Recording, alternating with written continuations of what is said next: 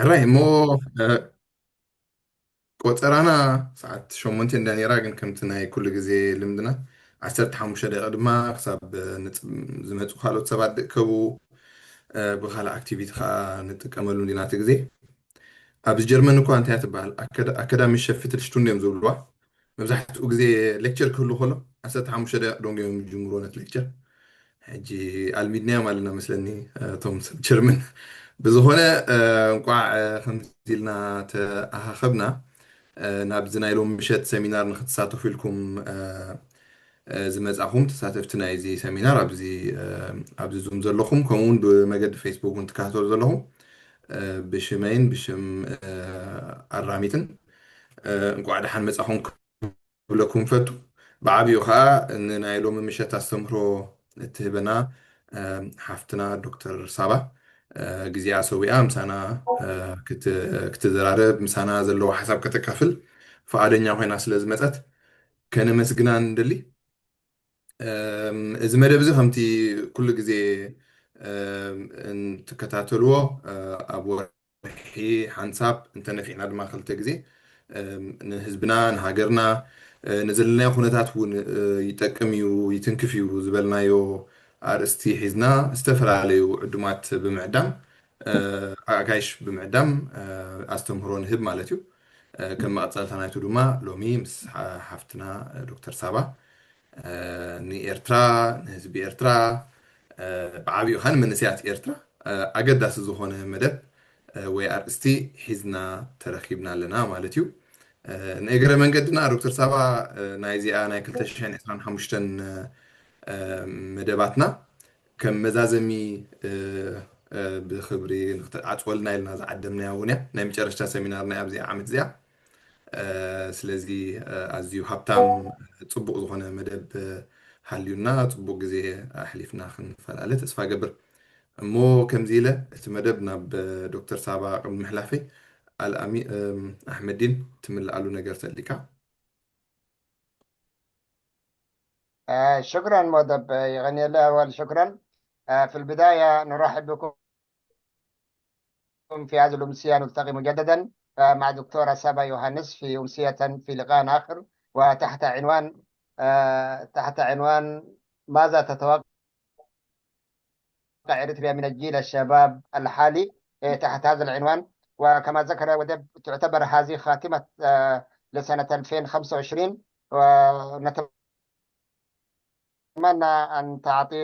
تكون الأمسية مفيدة وأمسية كلنا نشارك فيها بفعالية وطبعا كما عودناكم نحن في الرامد دائما في هذه السنة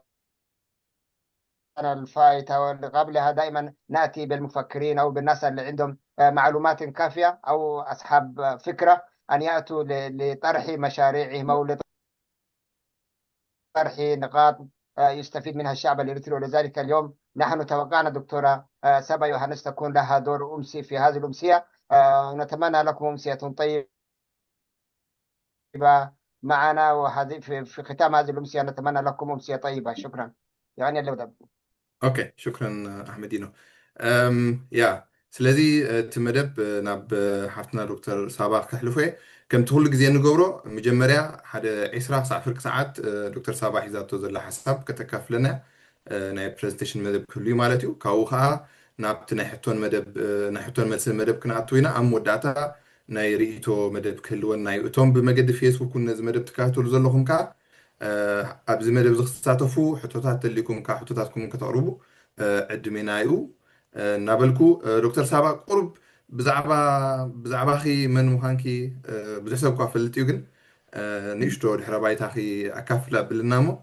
كاو نفتنا له مشات حكيو زلخ مدب حلفي يعني اللي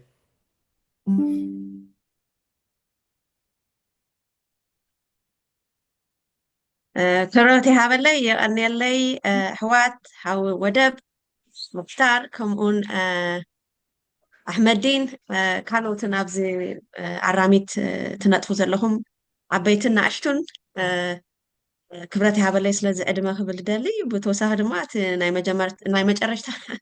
ناي تقبرو أنهم مخانو دما just kind of هجي فلتي مجرشت مواني بيقل كان دخلون لها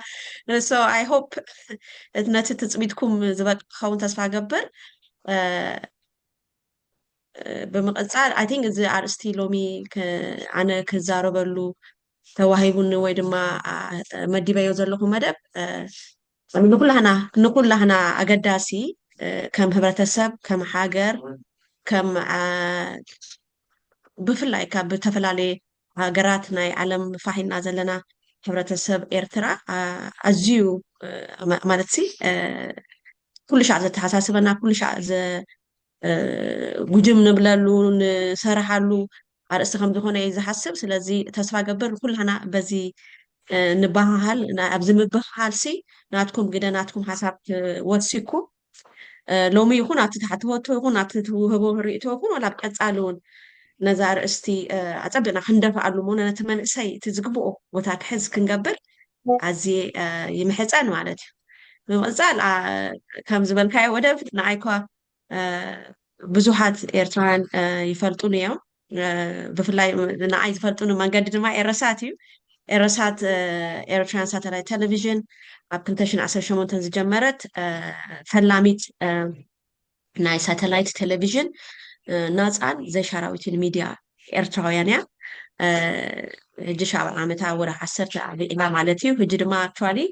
ናይ መወዳእታ ዓመት ፈንድሬይዚንግ ወይ ድማ መውዕዋ ሓገዝ ፃውዒት ንብል ኣለና ስለዚ በብ ኣቕምኹም በብ ክእለትኩም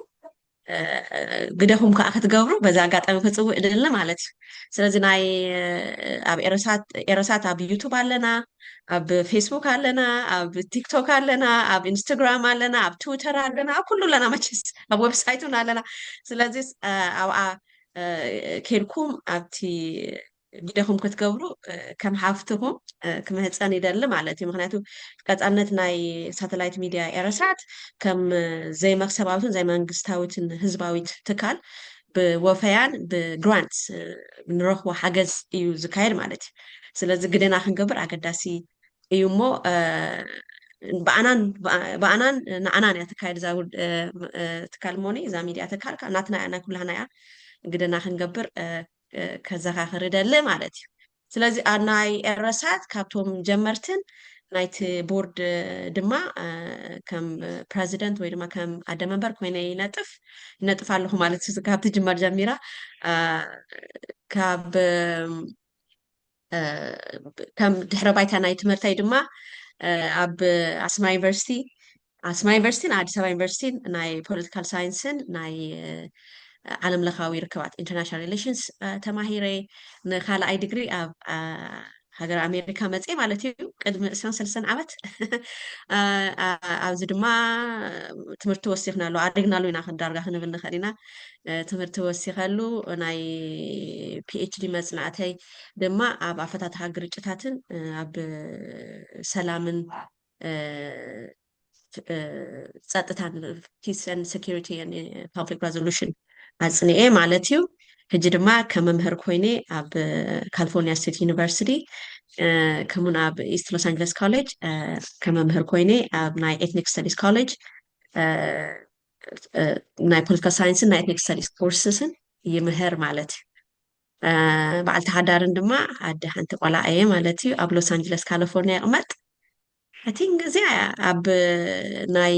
ኤርትራውያን ዝግበር ንጥፈታት ድማ ብተኸኣለኒ ኣክቲቭሊ ነጥፍ ብፍላይ ጉዳይ ስደተኛታት ኤርትራውያን ኣብ ሙሉእ ዓለም ዘለዎ ማለት እዩ ኢትስ ቨሪ ክሎዝ ቱ ማይ ሃርት ኣዝየ ዘገድሰኒ ኣዝየ ድማ ብዝተፈላለየ ሸነኽ ብጀካ እዚ ናይ ኤረሳት ከምኡ ይብሎም ማለት እታ እዛ ኤረሳት መፅያ ሳይጌራት ንበርኳታ ልበይ እዚያ ናይ ረፊጂ ኤንድ ሂማን ራይትስ ኢሹ ገለ ይብሎም እዞም ኣሕዋት ኣብ ኤረሳት ዘለው ስለዚ ከማ ኢለ ቁርባን በያ መስለኒ እቲ ድሕረ ባታይ እሱ እዩ ማለት እዩ ብምቐፃል እቲ ናይ ሎሚ ሓሲበዮ ዘለኹ ኣርእስቲ ከንታ እንተቦይ ዝበልኮ እዚ ናይ ብሓቂ ጉዳይ ኤርትራ ይኹን ከም ሕብረተሰብ ኤርትራውያን ኣዝዩ ኣገዳስን ኣዝዩ ኣነቃቃሕን ኣርእስቲ ኢለ ዝሓስቦ ምክንያቱ ነቲ መንእሰይ ወለዶ እንድሕር ቦትኡ ፈሊጡ ቦትኡ ተረኪብዎ ከምቲ ዝግብኦ ከዓ እንድሕር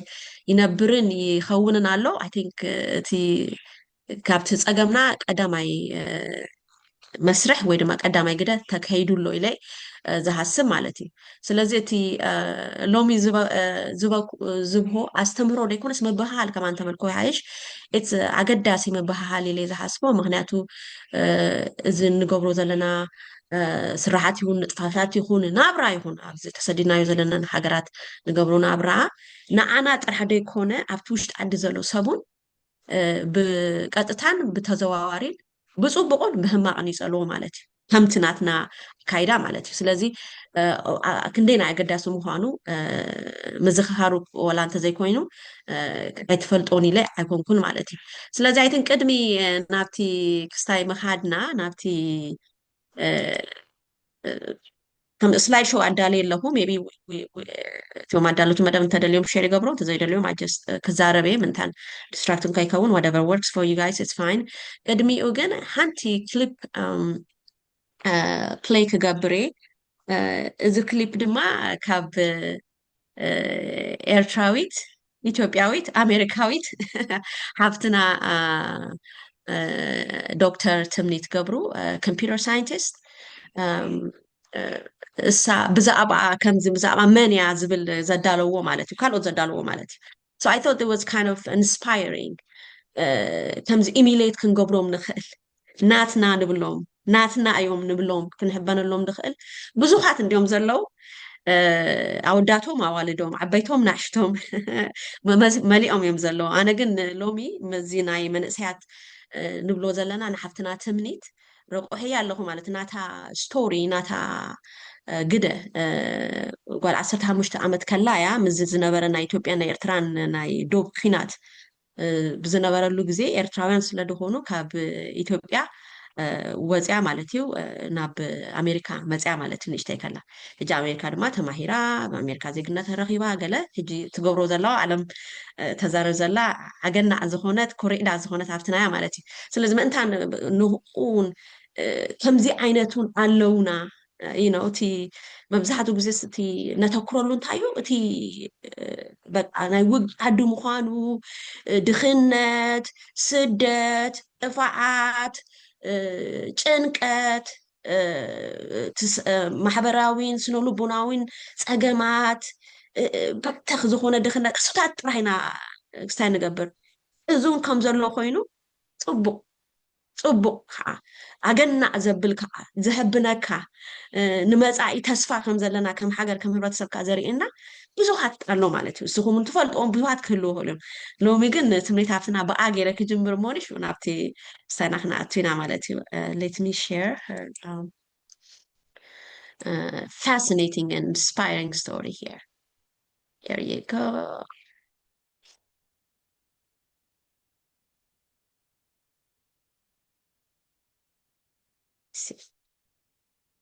Hey everyone, we're from the Life Biography channel and here is the story of let me think ድምፂ ክውስኸሉለን ይመስለኒ sorry guys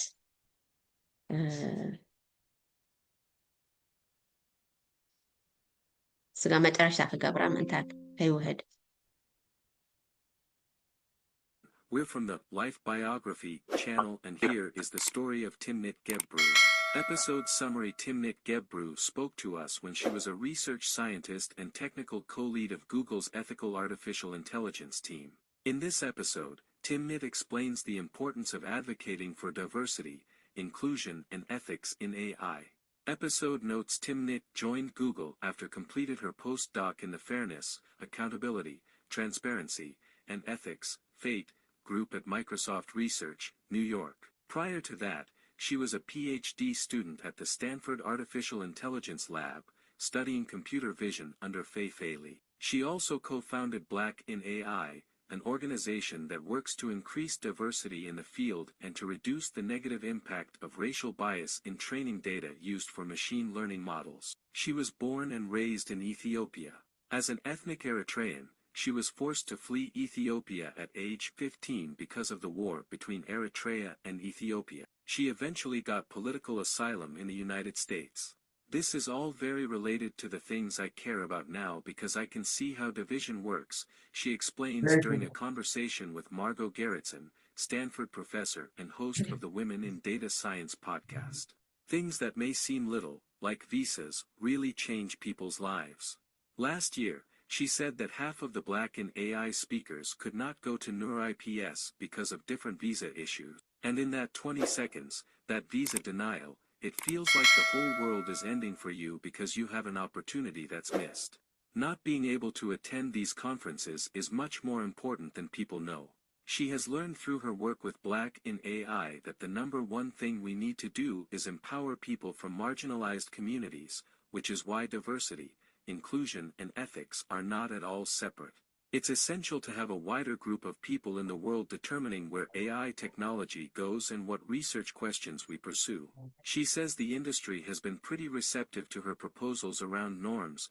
process, and transparency because they are easier to operationalize. However, there are other things like racism and sexism where we need a fundamental shift in culture. She has seen the potential for unintended consequences with AI research. Her PhD thesis at Stanford utilized Google Maps data to predict income, race, education level, and voting patterns at the zip code level. She saw some follow-up research using a similar methodology to determine what kind of insurance people should have. And that is very scary to me. I don't think we should veer off in that direction using Google Street View. She says she wishes you could attach an addendum to your earlier research where you talk about your learnings and your intentions for how the work be used. At the time of this recording, Timnit was working on large-scale analysis using computer vision to analyze society with lots of publicly available images. She says it's critical that she also spend a lot of time thinking about the consequences of this research.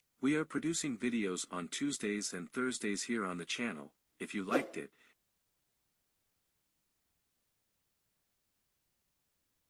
So this is እቲ ናይ ሓይሊ ናይ መንእሰይ እቲ ብቕዓት ናይ መንእሰይ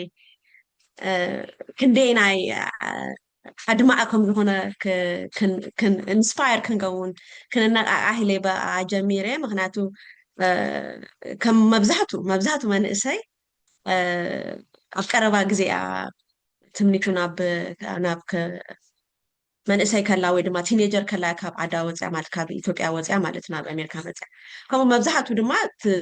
ዝተሓተ ወርሒ ዝገበረ ክህሉ ክእል እዩ ዓመት ዝገበረ ክህሉ ክልተ ዓመት በብ እቲ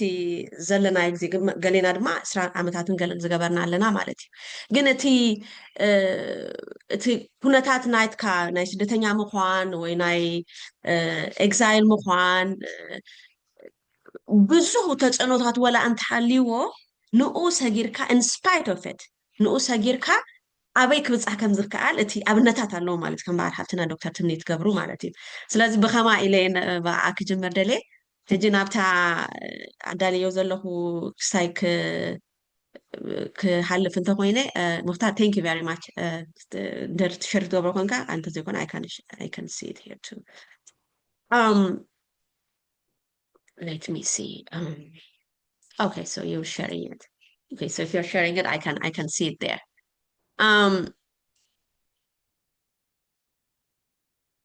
The next slide. You can go to the next slide. So I think that كم أرسيزنا يوزلنا إرترا كم حاجة كم هبرتسة كاب زمان إسهي ولدون تاعت تصبح زبل مالتي كانوا usually تايو تحاجر كم እንታይ ሓላፍነት ኣለዋ ነቲ መንእሰይ ክግበረሉ ዘለዎ ክኸውን ዘለዎ ዝብል ኣርስቲ ብጣዕሚ ኣገዳሲ ኣርስቲ እዩ ግን ከምኡ ክንብለሉ ደረጃ ኣይኮናን ዘለና ከም ህብረተሰብ ማለት እዩ ምክንያቱ ንሕና ብህዝቢ ተመርፀ ህዝቢ ልኡላውነት ወይ ድማ ሌጂቲመሲ ህጋውነት ዝሃቡ መንግስቲ የብልናን ኣማፂ ስርዓት ኣብ ኤርትራ ዘሎ so all that ስለ ዘሎ ሕጂ ናባና what's ናትና ግደ በቲ ዘለናዮ ኩነታት ናትና ግደ ከም መንእሰያት እንታይ እዩ ዝብል ህቶይና ክንብልስ ክንፍትን ማለት እዩ ሎሚ ወይ ድማ ክንዘራረበሉ መዲብና ዘለና ማለት እዩ ስለዚ እቲ ግደ ናይ መንእሰይ ኣብ ናይ ምሕናፅ ወይ ድማ ሼፕ ወይ ድማ ናይ ምምእዛን ናይ መጻኢ ናይ ኤርትራ እንታይ ይመስል እቲ ግብራዊ ዝኾነ ድማ ነቲ ኣድማዕ ዝኾነ ትፅቢታት ከንታይ ይኸውን እንታይ ከመይ ጌርና ካቲ ኣብ ዳያስፖራ ዘሎ መንእሰይ ራፊጂ ኮይኑ መፅኡ ዘሎ መንእሰይ ኢሚግራንት ኮይኑ መፅኡ ዘሎ መንእሰይ how can we make this generation of Eritrean hyphenated Eritrean መብዛሕትኦም እቶም ራፊጂ ዝኾኑ still out of status ዘይብሎም ብወረቀት ምክንያት ኮለል ዝብሉ ክንደይ psychological economic cultural ፀገማት ዘሕልፉ ኣሕዋትና ከም ዘለዎ ኮይኖም ማለት እዩ ሕጂ ኣብቲ ሃይፈኔትድ ኤርትራ ወይ ድማ አይደንቲቲ ሃይፈኔትድ ክብል ከለኹ ለምሳሌ ጀርመን ኤርትራያን ከም በዓል ወደብ ከም በዓል ኣሕመዲን British Eritrean or Eritrean British I don't know how you guys go and we go by Eritrean American بخمو إنا نخيد مالته hyphenated زخونة من النت أبتي درجة نايتن زلنا حجرات كخونو أزخلا مسلات كنرغبلو نخل ناي زيجنت درجة زبط حناها كم يجينا نزيس how do we use it to leverage power حيلين قبراو زخونة لوتن حاجزن كجبر خل أبتي ناتنا تساعدون أبتي ناتنا هوتنا أو أبتي نابر على تاون نورو نابرون مالتي how can we be impactful how can we be inspired and inspire others right so بخامك نجبر نخل أبزبل أب كم زورينا كل الكنون مالتي لومي تقصل كستاي so and I think it's so زتات دقاقمي بفلاي also takes تايز بحالتي ناي بعلو زخونة هوت يركب بزعبا ناي زحلفة نجر كتزارب كلها تاي زحلفة بخمي جينا أنا نخبره وإذا حلفة تاريخنا بخمي نذكره تزحلفة تاريخنا نقول زلنا كان تايو بدو عينة أكايد أنا كم هبرت سبكري أهون لغوس بدو بينا نخيد بدرك أوكي فتحة بدو وقت تاريخنا انتهي تاريخنا تزحلف استخف المسواتي اي it has to be clearly listed انت زي كنو انت مسلكم كم زبل لكم ندير بنصور زخون الرداد انا تاريخنا كبل كلكم انا كبل كلكم ودب كله خلون هذا عينة رديت انت زي بلنا كنبقى سينا مالتي because we have competing زخونة narrative so competing زخونة ويدما زي ودادر ويدما زي جراج او ويدما زي تفانن ነገራት ክኸውን ይኽእል እዩ ስለዚ ብንጹር ነቲ identify ክንገብሮ ክንፈልጦ መብርህ ክንገብረሉ መረዳእታ ክንገብረሉ ሽዑ ኣብ ሓደ ክንመፅእ ንኽእለሉ ኣብነት ይቅልጥፈልና ማለት እዩ ስለዚ እቲ ያ እቲ ዝሓለፈ ነገር እቲ ዝሓለፈ ታሪክና እቲ ዝሓለፈ ፅቡቅ ነገርና እቲ ዝሓለፈ ታሪክ ብዘይገድስ ክንፈልጦ ሞኒ እቲ ክኽበር ዘለዎ ክኽበር ክንፅግ ዘለዎ ብፍላጥ ማለት እዩ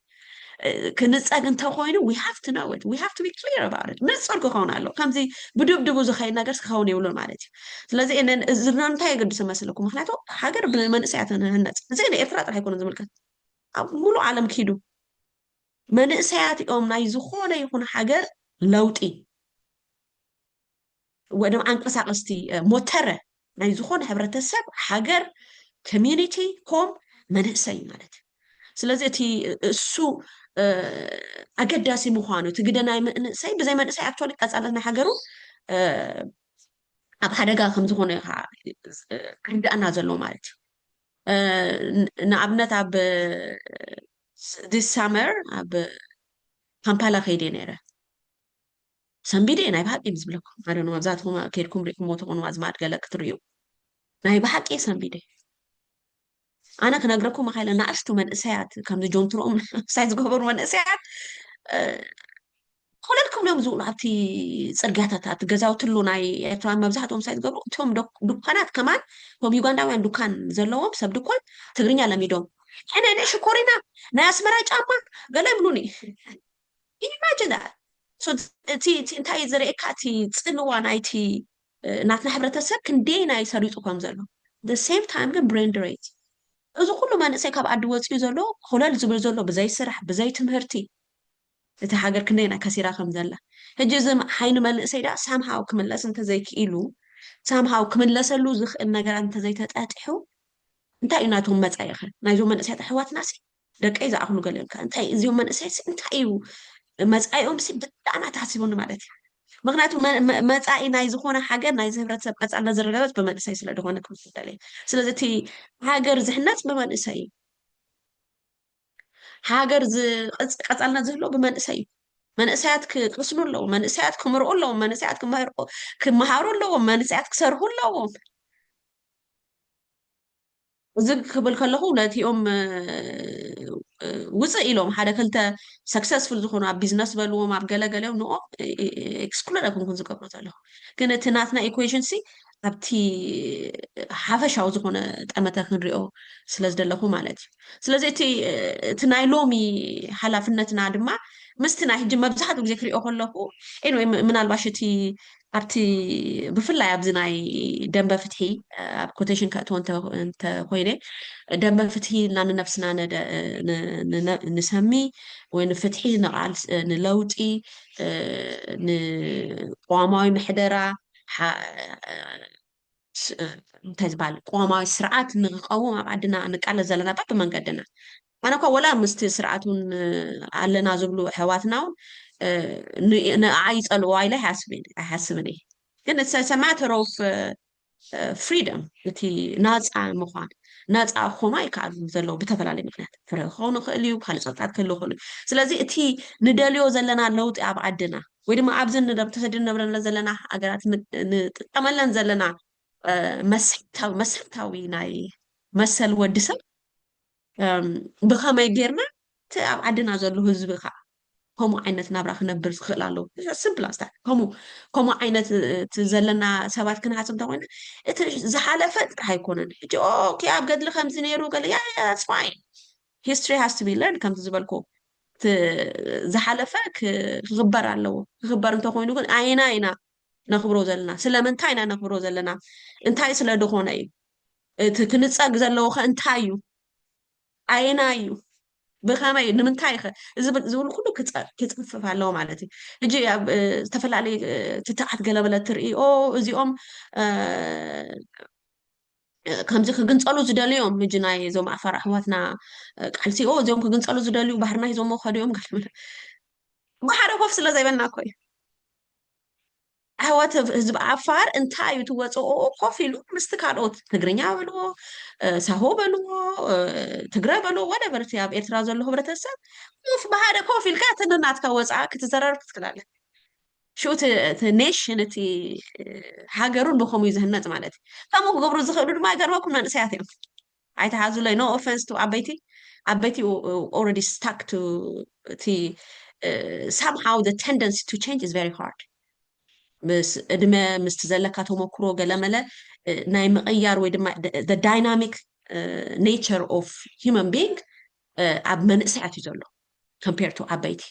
ስለዚ ተስፋታት እውን እቲ ናይ ለውጢ ይኹን ናይ ጉጅም ናይ ምባሃል ናይ ቻለንጅ ኣብ ምግብባር ሞኒ ለውጢ ክንሰርሕ ናይ ዝብል ሓይሊ ኣብ መንእሰይ እዩ ዘሎ ማለት እዩ ስለዚ እቲ ኩሉ ሻዕቲ ኣድህቦና መፃኢ ኣብ ንለውጢ ንዕብየት ንዳይናሚክ ንዝኾነ ምዕባለ ክኸውን ኣሎ ማለት እዩ we should not be stuck in the past we kind of almost stuck in the past by the way is the past ዝብል honoring the past ዝብል እቲ ስርዓት very effectively ዝጥቀመሉ ንሕና ክነርከቦ ከማና ንኽእል ኢና ማዕልቲ ስዋዓት is just a big money making machine ገንዘብ ዝልሕጠጣሉ ነዚ ምሽክናይ ህዝቢ በቲ ኢሞሽን ናይቲ ሰብ ዘላግፅሉ it's just painful but ከምስታት ክትሪኦ ከለካ especially if you're watching it with this understanding that these guys are just really exploiting the poor people you know ኢልካ ክትሓስብ ማለት እዩ ስለዚ እቲ ኦነር ዝብል ነገሩን ናትና ብኸመይ ይክፍለ ካብቲ ኣማፂ ስርዓት ከምቲ ኤክስፕሎይቴቲቭ ስርዓት ብኸመይ ይፍለ ዝብል እቲ ኣረኣያና እውን ሲ ንፁር ክኸውን ኣሎ ማለት እዩ ስለዚ እቲ ርድኢትና ይውስኖ ማለት እዩ እቲ ንሓስቦ ንመፃኢ ንሓስቦ ንመፃኢ ንምድቦ መደባት እውን ዝገብሮ ዓብይ ፅልዋ ኣሎ ማለት እዩ She stepped at around that time. And actually, when you look into what Sally's experience was like joining NASA, Is it me or sorry? Okay. Okay, so then and again, so thank you so much, Mukhtar. እንታይ ኢኻ ትፅበሕ ከም ሃገር ከም ሕብረተሰብ እንታይ እዩ ትፅቢት ካብቲ መንእሰይ ወለዶ ወይ ካብቲ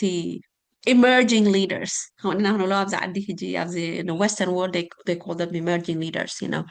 so the likes of ወደብ and also ካብ ወደብ እውን ዝነእሱ and these are emerging leaders, right? So እቲ መፃኢ ወለዶ መፃኢ መራሕቲ ሓፍ ዘብልዋ ማለት ነቲ ሕብረተሰብ ኣብዚ ናይ ኣሜሪካውያን ኣፍሪካውያን ኣፍሪካን ኣሜሪካን ትራዲሽን ብቃልሶም በቲ ተወፋይነቶም በቲ ዝገበሩ ኣበርክቶ ኣብዚ ናይ ዓዲ ዘለዎ መሰል ሰባት ንዓና እውን ከይተረፈ ዝተረፈ ማለት ንሙሉእ ዓለም ካብ ሙሉእ ዓለም ተሰዲዱ ናብ ኣሜሪካ ንዝመፅእ ወለዶ ፀሊም ዘይኮነ ማነው ፃዕዳ ዘይኮነ ወለዶ ግደ ዝገበሩ ፀሊምቲ ኣሜሪካውያን ሕጂ ኣብ ግዜ ሸንሻዓተሚትን እስራታት ባቢ ወይ early 1900s actually ሸንሻዓተሚትን ዓመተ ምህረት ከባቢ ዘሎ ዝነበረው ግዜ እዚ እንታይ ዝበሃል ነይሩ መስለኩም እቲ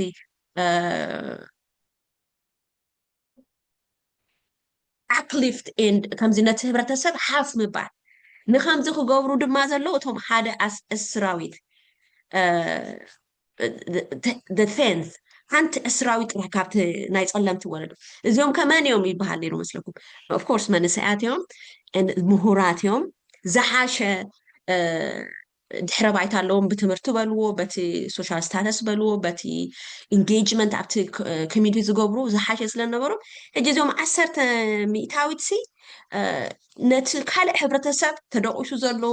ብግዜ ባርነት ካብኡ ዝተረፈ ጂም ክሮ ዝበሃል በቲ ዝነበረ ናይ ምፍልላይ ናይ ዕለትነት ገለ ዝተሓሰየ ሕብረተሰብ ስለ ዘለናስ ነዚ ሕብረተሰብ ንሕና ኢና ክነእለሎ እዩ ማለት እዩ uplift ክንገብሮ ሓፍ ክነብሎ ናብ ዝሓሸ ደረጃ ክነብፅሉ ንሕና ኢና ኢሎም መሪነት ሲሎ ማለት so they call themselves the one tenths so ንሕና ኢና እዚ ሓላፍነት ንወስድ ኢሎም ዓብ ክሳይ ገይሮም ማለት እዩ ካብቲ ዝገበርዎ ድማ እዚ ንሪኦ ዘለና ንሕና እውን ከይተረፈ ንጥቀመሉ ዘለና ለውጥታት ኣብዚ ናይ ስርዓት ወይ ስርዓት ሕጊ ናይ ኣሜሪካ ማለት እዩ ስለዚ እቲ ኣበርክቶ ብናይ ሕጂ ናይ ሽኡ ዝነበሩ ፀለምቲ ኣሜሪካውያንን ሕጂ ዘለው ተቃለስቲ ናይ መሰል ፀለምቲ ኣሜሪካውያን ዝገብሩ ዓይነት ዝተፈላለዩ እዩ ምስቲ ግዜ እዩ ዝኸይድ ማለት እዩ how do you do that do you use social media effectively social media ዝበሃል ስለ ዘሎ they're using it very effectively because this is the time for social media you cannot go back the way you used to do the 1900 ወይ ድማ 1950s 60s they have to use apply different kind of strategies, right? So, but of course, they learn lessons learned እንዳበሉ ቀፅል ዝኾነ ኣስተምህሮታት ኢንቫይት ኣብ ምግባር ናይቶም ናይ ቀደም ተመክሮ ዘለዎም ስቲል ብሂወት ዘለው ወይ ድማ ምስኦም ዝነበሩ ሞ ስቲል ኣብቲ ንጥፈታት ክሳተፉ ክህግዞም ዝኽእሉ ዓበይቲ ሰብ ተመክሮ እናምፁ ገለ ብኸመኡ እዮም leverage ዝገብሩ the leaders the front face the day to day activities ዝገብሩ ግን እቶም መንእሰያት ከምዚ ላይ ብላክ ላይቭስ ማተር ሙቭመንት መራሕቲ መንእሰያት በቃ ስራታት ክልል ዝነበሩ እዮም ጀሚሮም ማለት እዩ free movement ተሪኢኹሞ ወላ ካብ ናይ ዓድና እውን ተሪኢኹሞ ወላ ተቃልሳት እንተሪኢኹሞ ተጋሉ ሃደ ኤርትራ ክጅምሩ ከለው very young people in their early 20s or not some of them probably might be in their early 30s መብዛሕትኦም ግን ናእሽቱ የሃራይካ ሰራዊት ኮይኑ ወይ ድማ ክዓጥቕ ዝኸደሞ ቲኔጀር ኣዳልት ከማን ዘይኮኑ 13 14 13 14 15 ከምኡ እዮም ነይሮም ማለት ኣዋልዶም ኣወዳቶም you can imagine so እዚ እንታይ እዩ ማለት እቲ ዝኾነ ይኹን ነገር ክግበር እንተኮይኑ ብረታዊ ቃልሲ በልዎ ሰላማዊ ቃልሲ በልዎ ዲፕሎማሲያዊ ቃልሲ በልዎ ባህላዊ ቃልሲ በልዎ ኢኮኖሚክ ቃልሲ whatever it is ሽምና ሃቦ መንእሰይ ግንባር ቀደም ዝኸይድ ኣብ ዝኾነ ይኹን ሕብረተሰብ ስለዚ ንሕና እውን we cannot be different than any ሕብረተሰብ in fact we have to promote ነቲ መንእሰይ ወለዶ ከመይ ጌርና ክብነብሎ ሕጂ እቲ uplift ክገብር ዝኽእል ናይ ቀደም ወለዶ ናይ ተመክሮ ናይ ገንዘብ ናይ ሪሶርስስ ዓቕምን ክእለትን ኮኔክሽንስ ዘለዎ ነዚ መንእሰይ ወለዶ ከመይ ገይሩ ይድግፎ ሓፍ የብሎ ናብቲ መርሕነት ገፁ ይመፅእ እቲ መንእሰይካ ከመይ ገይሩ ይጎይ ክነቀላጥፉ ንኽእለሉ ደረጃ እዚ ናይ ምትሓሓዝ kind of connecting the dots ዝብል concept ተኣታቱ እዩ ዝግባእ ማለት ነዚ መንእሰይ ወለዶ ናብቲ ዝግኦ contribution እቲ contribution ሲ very materially counter ክኸውን ዝኽእል ብምማት ብምስዋዕ ብምቑሳል ከምዚ ምሻለካ ከምኡ ዓይነት sacrifice ጥራሕ ኣይኮነን ቃልሲ there are other ways of ቃልሲ ወይ ድማ building a community uplifting a community ክብል ስለ ዝደለኹ it's not like I'm not minimizing እቲ ግደ ናይቲ ቅድሚ ሕጂ ዝተገብረ sacrifice ወይ ቅድሚ ሕጂ ዝተገብረ ዝተከፍለ ዋጋ ነቲ ንኣብነት ሃገር ንክትከውን ዝተገብረ ድዩ ሃገር ምስ ኮነት እቲ ዝተገብረ ኩሉ ተፈላለዩ ዓይነት ንጥፈታት ናይ referendum በልዎ ናይ ዚ ቅዋም ናይ ምግባር በልዎ all this it's a community to do those kind of things right but again እቲ መጨረሻው ስጋብ ድበፅሕ ግን እቲ ቃልስ ቀጻሊ ማለት you don't stop ቀጣው አይተብልን ይሃል so that's why ጂ አበይቲ አያታትና አቦታትና አዴታትና ሳንዳታትና still they push for that so we should actually learn from them because they will tell you to cut the halofo gegatat knawrukhayum because now they've already passed it ስለዚ halofo ነቲ ጌጋ ክብሎ አይጽግሞም ነቶም ዘhalofo ሰባት ንአና ግን እጅ ሰለከ መንእሰይ ኮንካ እንደር ክትጎያ ኣለኻ ኮንካ ኖ ዝብለካስ ጸላኢኻ እዩ but no ከምዚ አንተ ገበርኩም ከምዚ ሓይሽ because we tried this way ዘይ ሰርህትን so it's a sort of is it thoughtful engagement ዝበሃል ኣብቲ መንእሰይ ወለዶ ዘይሪኦ ማለት እዩ again we have እስካብቲ መንእሰይ ወለዶ ክቢልና ዘለና ዓበይቲ ኣሕዋቶም we have also take responsibility maybe we did not guide them we did not mentor them properly so it just is kind of you see a lot of gango mentality እዚ በቃ ሆም ይባል ነገራት ከይመርመርካ ከይጸጸኻ ከይመዘንካ ከይፈለጥካ ከይጻረኻ ብወገነይ ወገንካ ማሓዛይ ዓርክኻ ወዲ ገዛወተይ ወዲ ዓደይ ከሙታት ዓይነት ካይዳ ንሪኦ ማለት so this is actually it shows እቲ ደረጃ ንቕሓትና ከም ህብረተሰብ እዩ this has to change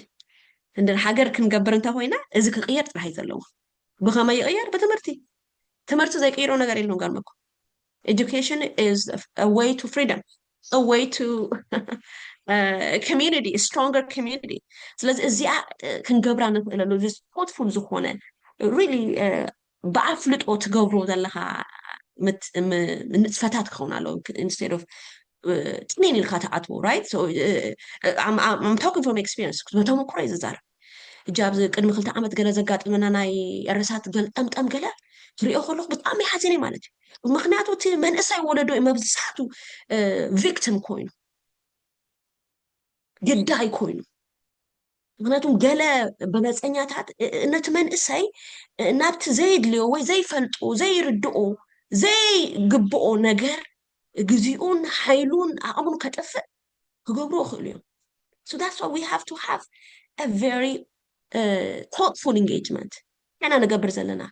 كنا حتى critically كن مميو نجارات بوجنا يوجن كاوي بلا كلا أكاد فيكونس بفلتت بخون على لوتا كيدا مالتي and so that's why it's ناتنا identity or ناتنا مننتسي but نقبرو زلنا صوت يزخون عبركتو فورا it's not about your I'm not saying your ethnic background or ጾታኻ እድሜኻ ትምህርትኻ ገለ መለማተር ኣይኮነን ድብደለ ዝብል ዘለኹ ግን ነዚ ከምናትና አይደንቲቲ ንወስደን ነገራት ሲ quantifiably ንኣና ነቲ ንብሎ ዘለና ንውክሎ ወይ ድማ ክፋሉ ኢና ንብሎ ህብረተሰብ ዝጠቅም ክኸውን ኣለዎ it has to be tailored ክተሓሓዝ ኣለዎ ምስቲ ኣሚጥናዮ ዘለና ስራህን ዕላማ ማለት እዩ ስለዚህ it's very important that we understand that that's ንጽፍ ክትኩነና ኣለና ማለት ከመነሳያቲ we have to be very creative we have to be very intentional American ነዚ በጣም intentional ሃይ ኣነ ሓሳብ ዘለኹ ከገብር ዝደሊ ዘለኹ ነቲ ዝገብሮ ዘለኹ ብፍታወይ ብድሌተይ ፈሊጥ ኣስተውዕለ ኸውነ if I have to be nice I mean it doesn't cost you anything right እንታይ ዝበሃል ምቕሉል ሰብ ክትከውን مخبر ساب كتكون سن واقعك فلكاني one thing it requires you intention you have to be nice to people أنا جن ودبس nice أنت وين أنت واقعك فلاني nothing زاك فلان بس واقع يبلون the only thing is I have to be intentional إذا حوا يكوي إذا زجبرة ناتو تصبق كمان كدل لنا بقى how I can uplift him how I can bring him up هم طلعت كون على مالتي instead of trying to find a way to bring people down إذا كنت قال لهم أنا هدينا جاي نقبر مالتك سحب بالك تبلو سحب بالك دولة بالك أنت أنا أبازع that sort of community هجت community سلا دايما نقول تيجي community كمو قبل زخل هجنه زخل قداف جيجا زبل زخل حبيت عدي not necessarily بقدمة راح يكون كن زبل ذا in terms of تسميخها تزاربها تسمع تتزارب كلها تسمع عينت sort of community, strong community. You know, I'm ready to be challenged, but أبزق زي أمور علم هم زيز بهاد strong you know Eritrean community يلا. إذا ما هجون هجيك حسب كله أنت هيحسب مني ما we have to do study مثلا تنقبر علينا. إذا ما هجون التسرعات سلزا أكرنا عنا تأكيدنا نيرنا بر زتأخذنا نجار سلزا يلو ديكونس زتأخذنا نجار دلينا يكون تأكيدنا نيرنا التسرعات جنزب كنواز علو ጓይላ ተኺሉ ጓይላ ክንተኽለሉ ክንሰዕስዓሉ ወገይሩ ሻለካቲ whatever propaganda they do they collect money ከምኡ ክገብሩ እዩ ማለት but it's not the idea ዕላማሲ ሰብ ተራኺቡ ክምርኦ ክዓቢ ሳፖርት ዘድልዮ ካብ ስራሕ ዝተሰጎ እንድህር ኣልዩ ካብ ትምህርቲ ሓገዝ ዘድልዩ እንትኾን ቱተሪንግ ሴንተር እንዳቢሉ እንዳገበርካ ናይ ቋንቋ ፀገም እንድህር ኣልዩ ኮይኑ ናይ ቋንቋ ዝተምሮ إيه تقول زلوا هم متعت بقول ما هو حلا أنا تندر تسعين يكونوا day care center جيركا متعت that should have been the role of a community strong قومات مرجوار قبل كمان أكلا هجتي how do we build that so هجي انتهي مبالكو the next slide please مختار انتهي مبالكو زمان إسي ولدو أبا بزلوا حاجة እቲ ፅቡቅ ዝኾነ ናትና መንነት ኢኻ ትብሎ I guess identity እዚ ክብል ከለኹ I don't want you guys to think about in a way that we now kind of wrongly hinted እዚ identity ዝብል መንነት ዝብል በቃ ከምዚ ኔጌቲቭ ኮኖቴሽን ከም ዝህቦ ተዋሂቡሎ ተገይሩሎ ማለት ክንቋዕ ስለ ዝንውእል ማለት ስለ ዘይነፀርናያ ዲፋይን ስለ ዝገበርናያ ክንደይ ፅቡቅ ባህል እኮ እዩ ዘለና ክንደይ ክጓሃብ ዘለዎ ባህሊ ኣለና ጥራይ ኣይኮናን መብዛሕትኡ ኣብ ዓለም ዘሎ ኮሚኒቲታት ከምኡ እዩ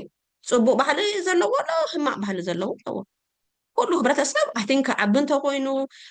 ክደፍእ ንቅድሚት እንተኮይኑ እቲ ፅቡቅ ዘበለ ከደንፍቆ እዩ ዘለዎ ሕማቅ ዘበለ ከጎፎ ጥራይ ዘሎ እንታይ ዘኮስብል ቆያ ግን ከምኡ ክንገብር እውን መተኣኻኸብ እኮ ይብልና من يو كملوا سميو هجي تعرفنا هذا لو كنت راح متأخر بيجي كمان أبرن مرعان كلا بمولو تسرعت تعويتو بقى فافا بالوي بالنير وهذا سبب I don't know I forgot who that was that's very correct هجي كتير أكلها we have to change that we have to come together كنا كبالنا كم برتسب كنا كبالنا كم رساك كنا زرارة مثل علىنا إذا قبل كله we actually have to fully integrate وفي الله كمان إسياتي ببزلنا أي حاجات إنتجريت نجبر كنقلنا نتوقع قطعات بقى سجاب نمالكو كندفع علينا تمرتدينا كنوصل سلطنا كنوصل whatever we need to do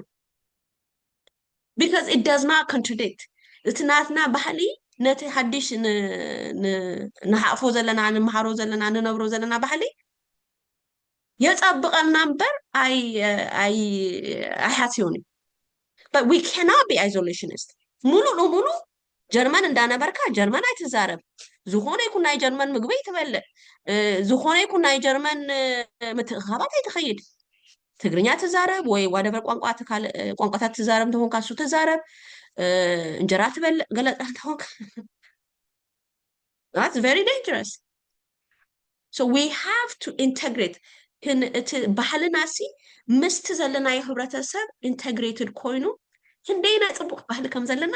ሪፍሌክት ክኸውን ዘለዎ በቲ ኣካይዳና በቲ ስነ ስርዓትና በቲ ዴዲኬሽን ኤርትራዊ ሕጂ እቲ ሕጂ ብካልእ ንፍለጥ ንህሉ ኔጌቲቭ ነገራት ይመፁ ኣለዉ እምበሪ ዴዲኬሽን ተወፋይነት ብቨሪ ሊሚትድ ሪሶርስስ ክንደይ ዓቐብ ከም ዝወድ ኣብቲ ሃገር ከይዶም ዕውታት ኢኻ ትርኢ ማለት እዩ so that's the እቲ ሰቡ ዝፈልጠክ these are the kind of cultures that we want to build ሓደ ግዜ ሓደ ሃውና እንታይ ይብል ነይሩ እዚኦም ናይ ጀርመን ጀርመን ናይ ጃፓን ሃንሳ ልዝሓቁ እስኪ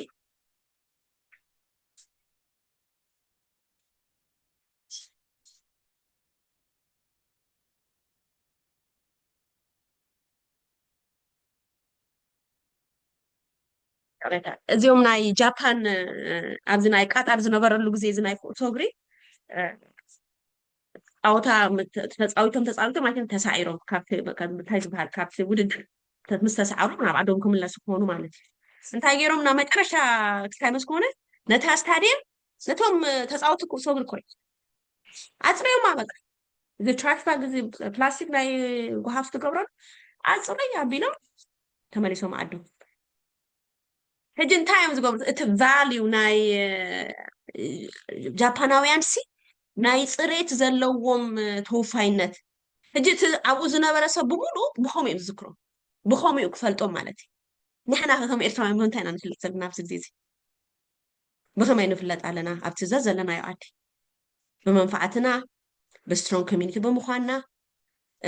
ፈተውቲ ስራሕ ብምዃንና እንታይ መለለይና ስለዚ እዚኣ ክሳይ ነንሕድና ኸ you have to connect ከምቲ አንተ ወይ ዝበልኩ ሆም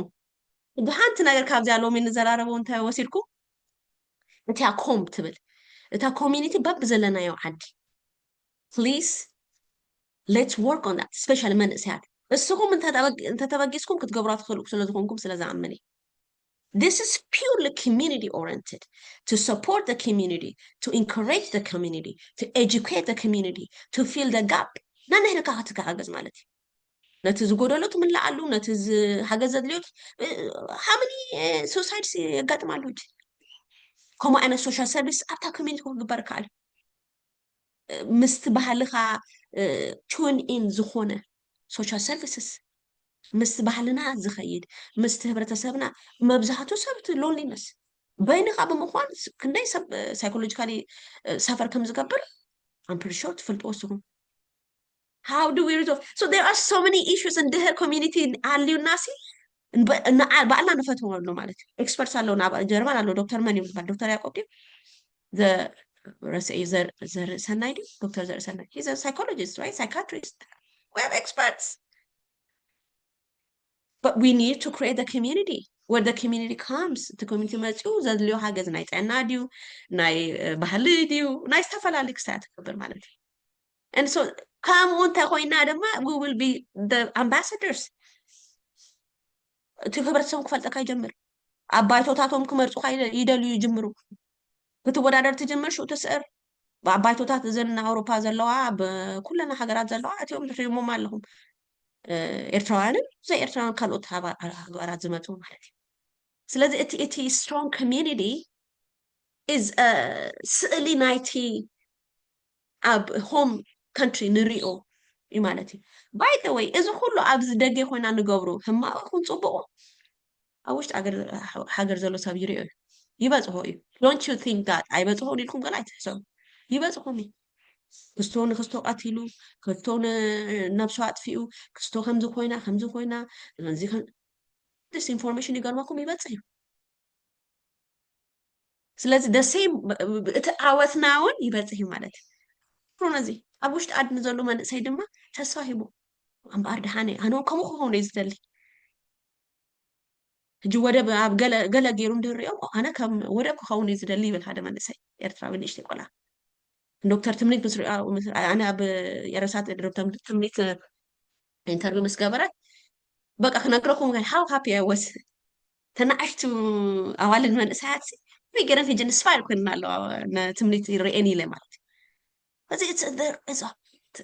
ትፅልዋና ቀሊል ከም ዘይኮነ ክትርድኡ ስለዘለዎ ብፍላይ እቶም መንእሰያት ኣሕዋተይ ዝቕፅል ክስታይ ስላይድ this one no excuse ምክንያት የብልኩምን especially እቶም ወረቀት ዘለኩም በቃ ከምቲ ናይቲ ሃገር ዜግነት ሃልይኩም ወይ ድማ ህጋዊ ፍቃድ ወረቀት ሃልይኩም ትነብሩ ዘለኹም መንእሰያት ኣሕዋተይ ካብ ካልእ ከይትሰምዑ ኣነ ክነግረኩም ምንም ምክንያት የብልኩምን ብትምህርቲ ንኸይትዕወቱ ፀብለን ንኸይትብሉ ብስራሕ ፀብለን ንኸይትብሉ ምንም ምክንያት የብልኩም ምንም ምክንያት የብልኩም ብትገብሩ ጥራሕ ይኩም ዘለኩም ሃገዝ የድልየኩም ዶ definitely ድጋፍ የድልየኩም ዶ yes definitely ሕጂ እቶም ካልኦት ጋር ኦልሬዲ ኣብ ከምኡ ደረጃ በፂሕኩም ዘለኹም ትዕውታት ኤርትራውያን ድማ ዓበይትኩም ንኣሽትኩም ድማ create a system of mentorship ኣነ እዚኣስ ብጣዕሚ ዝደልያ ነይረ how can we connect people like ሳባ ምስ ሓደ ወይ ክልተ ኤርትራውያን መንእሰያት ኣብ ዝኾነ ሃገር ይኹኑ ኣብቲ ናተይ ናይ ትምህርቲ ዓይነት ድዩ ኣብቲ ናተይ ፊልድ ድዩ ድሌት ዘለዎ መንእሰያት how can I get to influence them how can I help them how can I support them ብከመይ ይሕግዞም ከመይ ይፀልዎም ብፅቡቅ ማለት እዩ ከምኡ ዓይነት mentorship ክንዳሉ ኣለና scholarship we can create scholarship ነዞም መንእሰያት ቤት ትምህርቲ ከይዱ ከለዉ ዝክፈለሎም ማለት እዩ በነጥቦም መንፋዓቶም ከምዚ እንተገበርካስ ናይዚ we can create the Eritrean community scholarship fund of Gießen or Berlin or California whatever ይግበር ኮ ኣታ ህብረተሰብና ኮ ሰብ ሃሚሙ ተባሂሉ ፍርቂ ሚልዮን 2 ሚልዮን ዘዋፀ ሰብ ኮይ ንኸመይ ዳኣነ ከምዚ ዓይነት ዘይንገበር again እቲ ማሕበር ኮኔክሽን እቲ ቅድሚ ሕጂ ዝበልናዮ ኣብቲ ቀድማ ቢና ዝረኣናዮ ስላይድ ዝረኣናዮ እቲ create that link ኣገዳሲ ማለት ምክንያቱ እዚ ሕጂ ንኣብነት እቲ ንሕና ዘለና ፍልጠት ነቲ ህብረተሰብና ብቐጥታ ነቲ ዝነብረሉ ሃገርን ህብረተሰብን ድማ ብሓፈሻ መልኡ ዝተርፍ ማለት ዝጠቅም እኮ ንሕና ሲ ካባና ሓሊፍናስ ከህብረተሰብና ሓሊፍናስ ነቲ ተቐቢሉና ዘሎ ኣቆይሙና ዘሎ ህብረተሰብ ኣፍረይትን ፈላጣትን ክቡራትን ዜጋታት ኮይና ንርከብ ማለት እዩ if you ብዙሓት physicians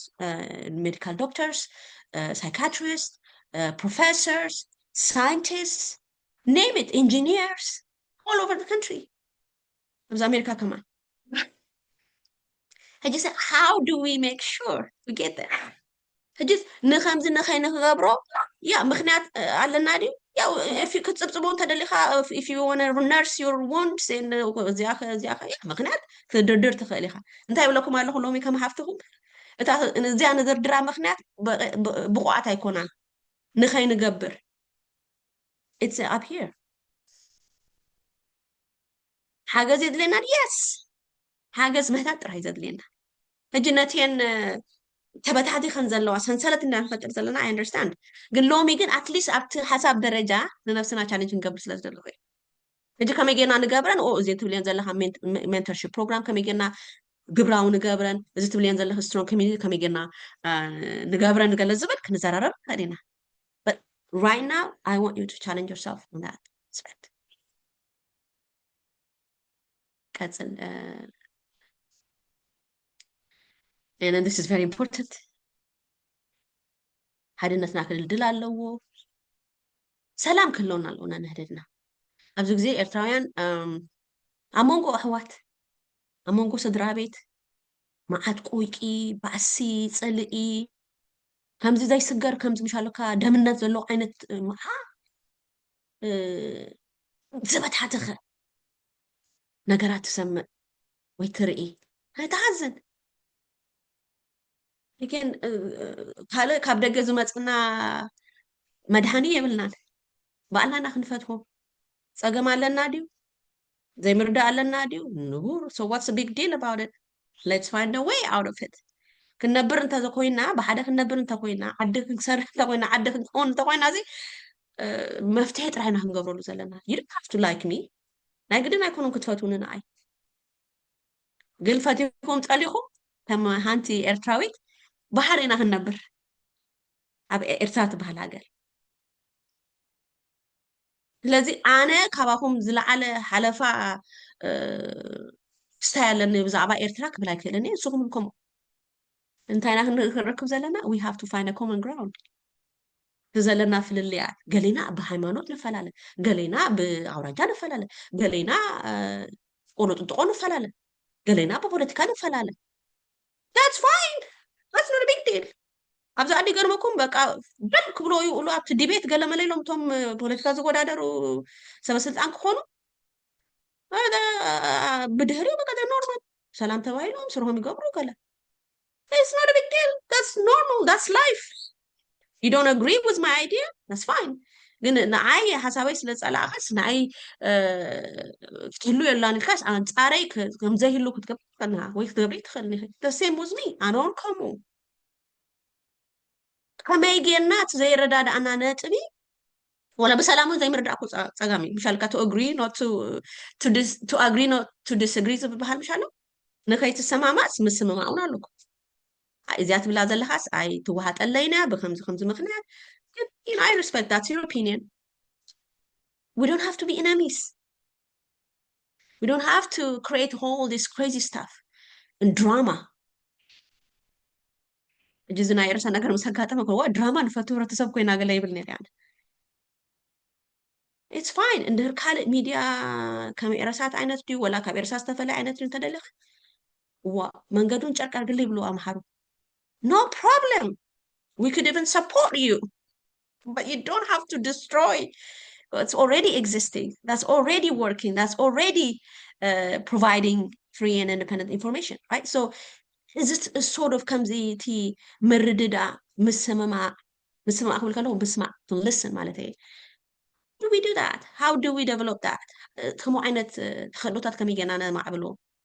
تزلنا ناي ادمه هجتي مكبار زيلو حبيت عدي اندازن قالك انت اندابلكا صرفي يا نو حبيتي نو كبلو نسمع ولا دون نكون تمنسات حواتي خبراتكم كنا معاد كلنا كنقصص كلنا خا نسمع نكون هنا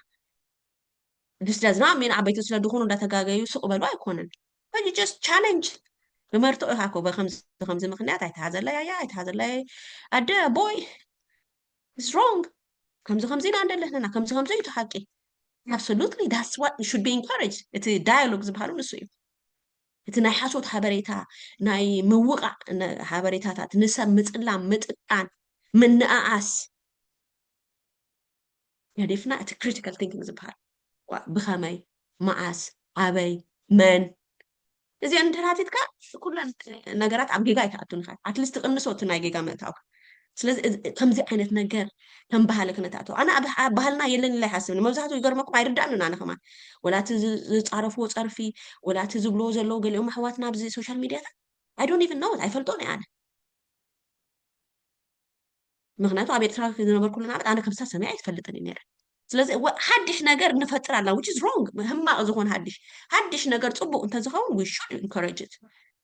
ሓድሽ ግን ኮይኑ ዘይፍለጥ ኣብ ሕብረተሰብና ኣብ ባህልና ክብርታትና ዝበሃል ክብርታትና ናይ ትስርዓት ዝብሎ ይኩን ዝብል ዘሎ ክብርታትና ዝበሃል ኮፍ ኢልና ክነፅፈን ኣለና ክብርታት ሓደ ክብርታት ክልተ ቁፅሪ ሰለስተ እናበልና ክንዝርዝረን ኣለና ሹ በቲ ክብርታት ክንገዛዛእ ንኽእል ኢና ማለት እዩ ነንህልካ ምክብባር ፅኒልካ ምስማዕ ሰብ ከይፈለጥካዮ ወይ እንታይ ገይበርካ እንታይ ዝበሃል ውሳነ ዘይምውሳድ ህድእ ምባል ካብ ምዝራብ ምዝሓል ካብ ምዝራብ ምስማዕ ምቅዳም እስካነፍቲ ቤዚክ ዝኾነ ክብርታት ኣብ ሕብረተሰብና ዝዓበና ኣሎ ኣትሊስት ንሕና እስከምታት ኢና ዓቢና ስለዚ ሲ ከምኡ ዓይነት ባህሊ እቲ መንእሰይ ኣብ ከርተትን ኣብ ንእስነቱ ጀሚሩ ኣብ ጥሜት ኣብ ስደት ኣብ ጎስቆልና ገለመለ ስለ ዝሓለፎ እቲ ንቡር ነገሩን ከይፈልጦ ክእል እዩ ሓላፍነትና እዩ ክነፍልጥ እቶም ኣብይ ዝበልና ማለት እዩ ከምዚ ኣኳይ ዝወደይ ዝሃወይ ዝሃፍተይ ክንብል ማለት እዩ next one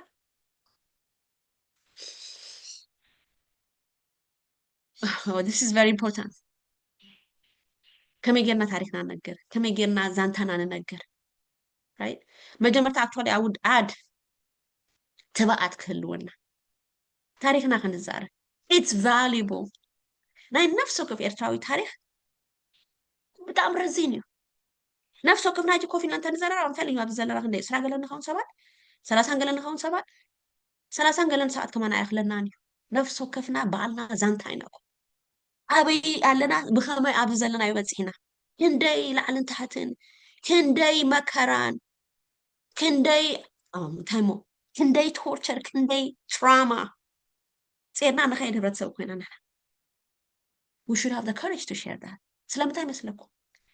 ነቲ ካልእ ሰቡን በይነይ ባይኮንኩን ክብል ይሕግዞም ሕጂ ዞም መንእሰያት ኣሕዋትና ነብሶም ዘጥፍኡ ወይ ብፃይቶም ዝቐትሉ they are going through some psychological trauma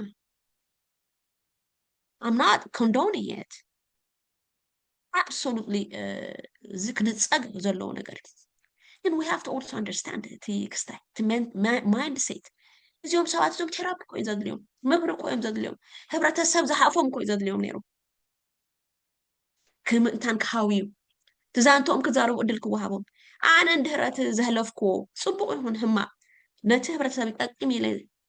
እንተዘይተዛሪበ ትሰቡ ክፈልጥ ኣይክእልን ሕጂ ኣብነት ክበኩም ኣብዚኣ ኣብዚ ናይ ጋዜጠኛታት ኤርትራውያን 2001 ተኣስሩ ከምኡውን ሰበስልጣን ነበር ናይ ህዝባዊ ግንባር መንግስቲ ኤርትራ ዝነበሩ ስድራ ቤቶም ዕሩክቶም ደቆም ኣዝማዶም መሳርሕቶም መቃልስቶም ዛንትኦም ምስ ነገሩ ኣብ ኤረሳት ሞት ዛንታ ብኤረሳት ገይሩ ኣብ ዓዲ ምስ ኣተወ ክነግረኩም ኣኽኢልኒ እምበኣር ይዝክሩና እዮም እዞም ኣሕዋትና ኢሎም ማለት እቲ ሰብ እንታይ ሓዝዩ በቃ ተረሲኦም እዮም እዚኦም ጠፊኦም ተረሲኦም እዮም እንታይ ሞ እዩ ዝብል ነይሩ ማለት how powerful ምዃኑ ክነግረኩም ደልየ ኣለኹ ታሪክካ ናይ ምንጋር ሕጂ መብዛሕትኡ መንእሰይ ይፈልጥ I think እቲ ትራማ ክኸውን ይኽእል እዩ maybe we would እዚ ከምኡ ንብሎ ዘለና እቲ community center ምስ ገበርና እቲ ትራማ sessions ምስ ገበሩ ቴራፒ whatever ዝግባእ ምስ maybe people will be ድልዋት ክኾኑ ታሪኮም ክዛረቡ ክንደይ ሰብ ኣሎ እቲ ታሪኩ ክዛረብ ዘለዎ ግን ዘይዛረብ መብዛሕትኡ ፍርሒ እዩ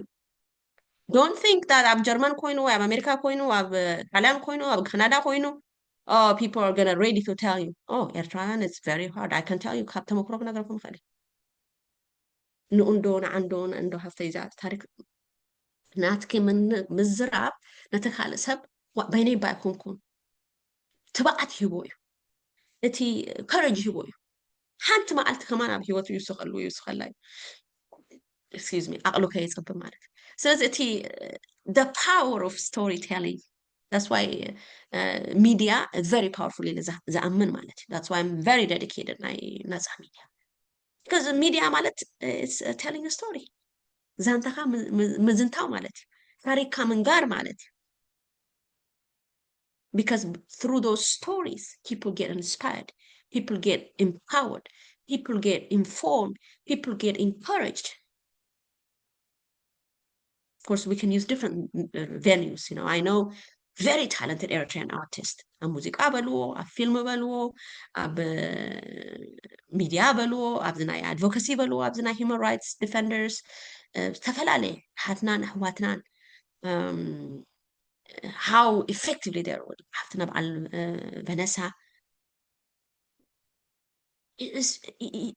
ትሪኦ ማለት እቲ መንእሰይ ክንደይ ናይ ሕጂ ገሊኹም ኣርቲስት ክትኮኑ ትኽእሉ ኢኹም ገሊኹም ጸሓፍቲ ክትኮኑ ይኽእሉ ገሊኹም ጋዜጠኛታት ክትኮኑ ገሊኦም ናይ human rights advocates activists ክትኮኑ ትኽእሉ ኢኹም or human rights defenders and challenge that stereotype oh ኤርትራ መንእሰያት ጥፉኣት ገለመለ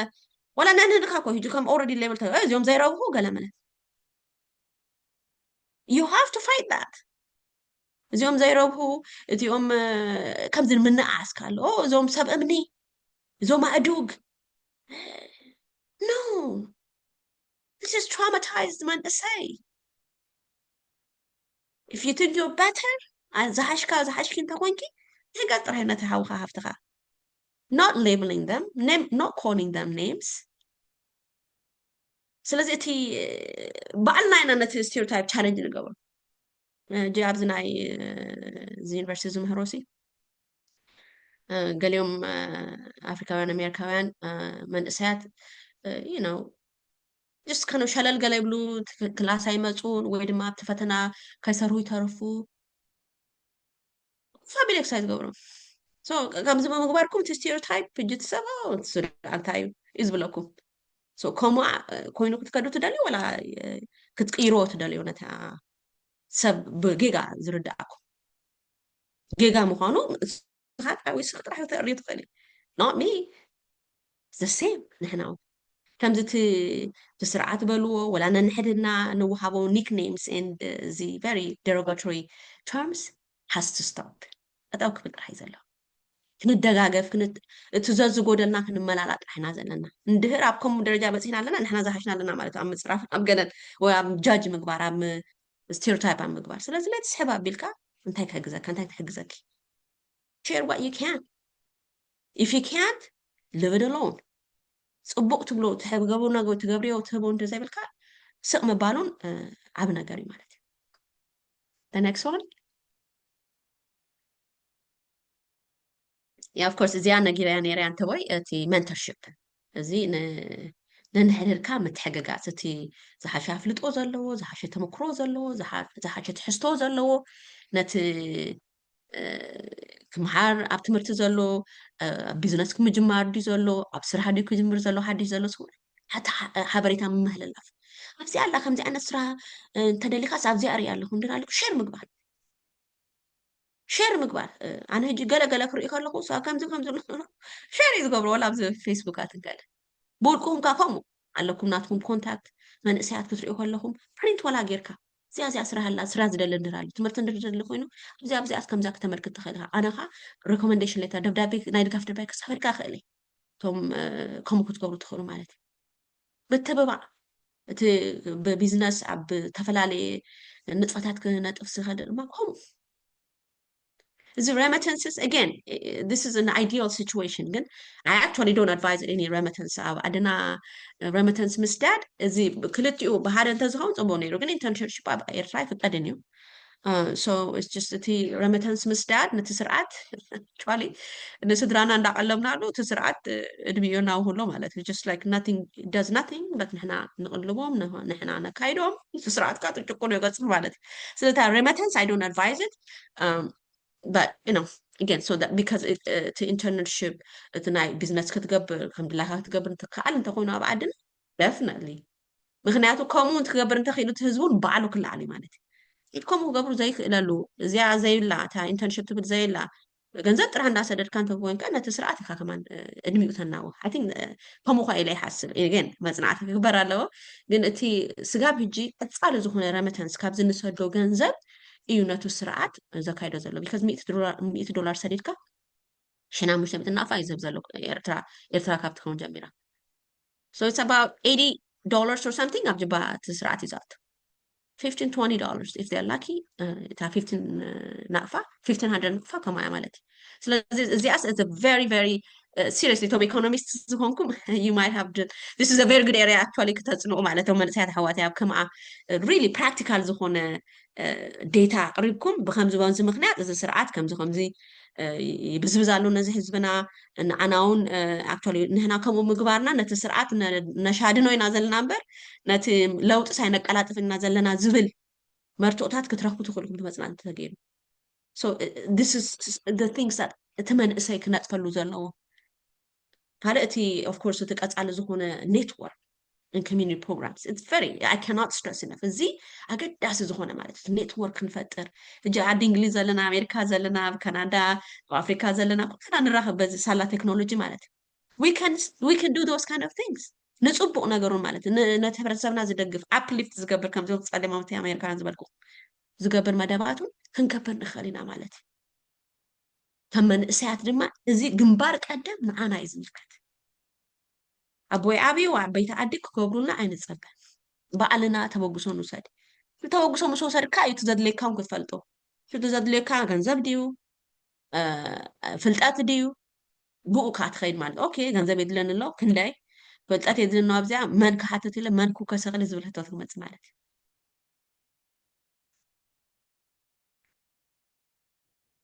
again እዚያውን ይለያ ኣለኹ ማለት እቲ ከም ሕብረተሰብ ከም ሃገር انتاينا زي ندلي ازي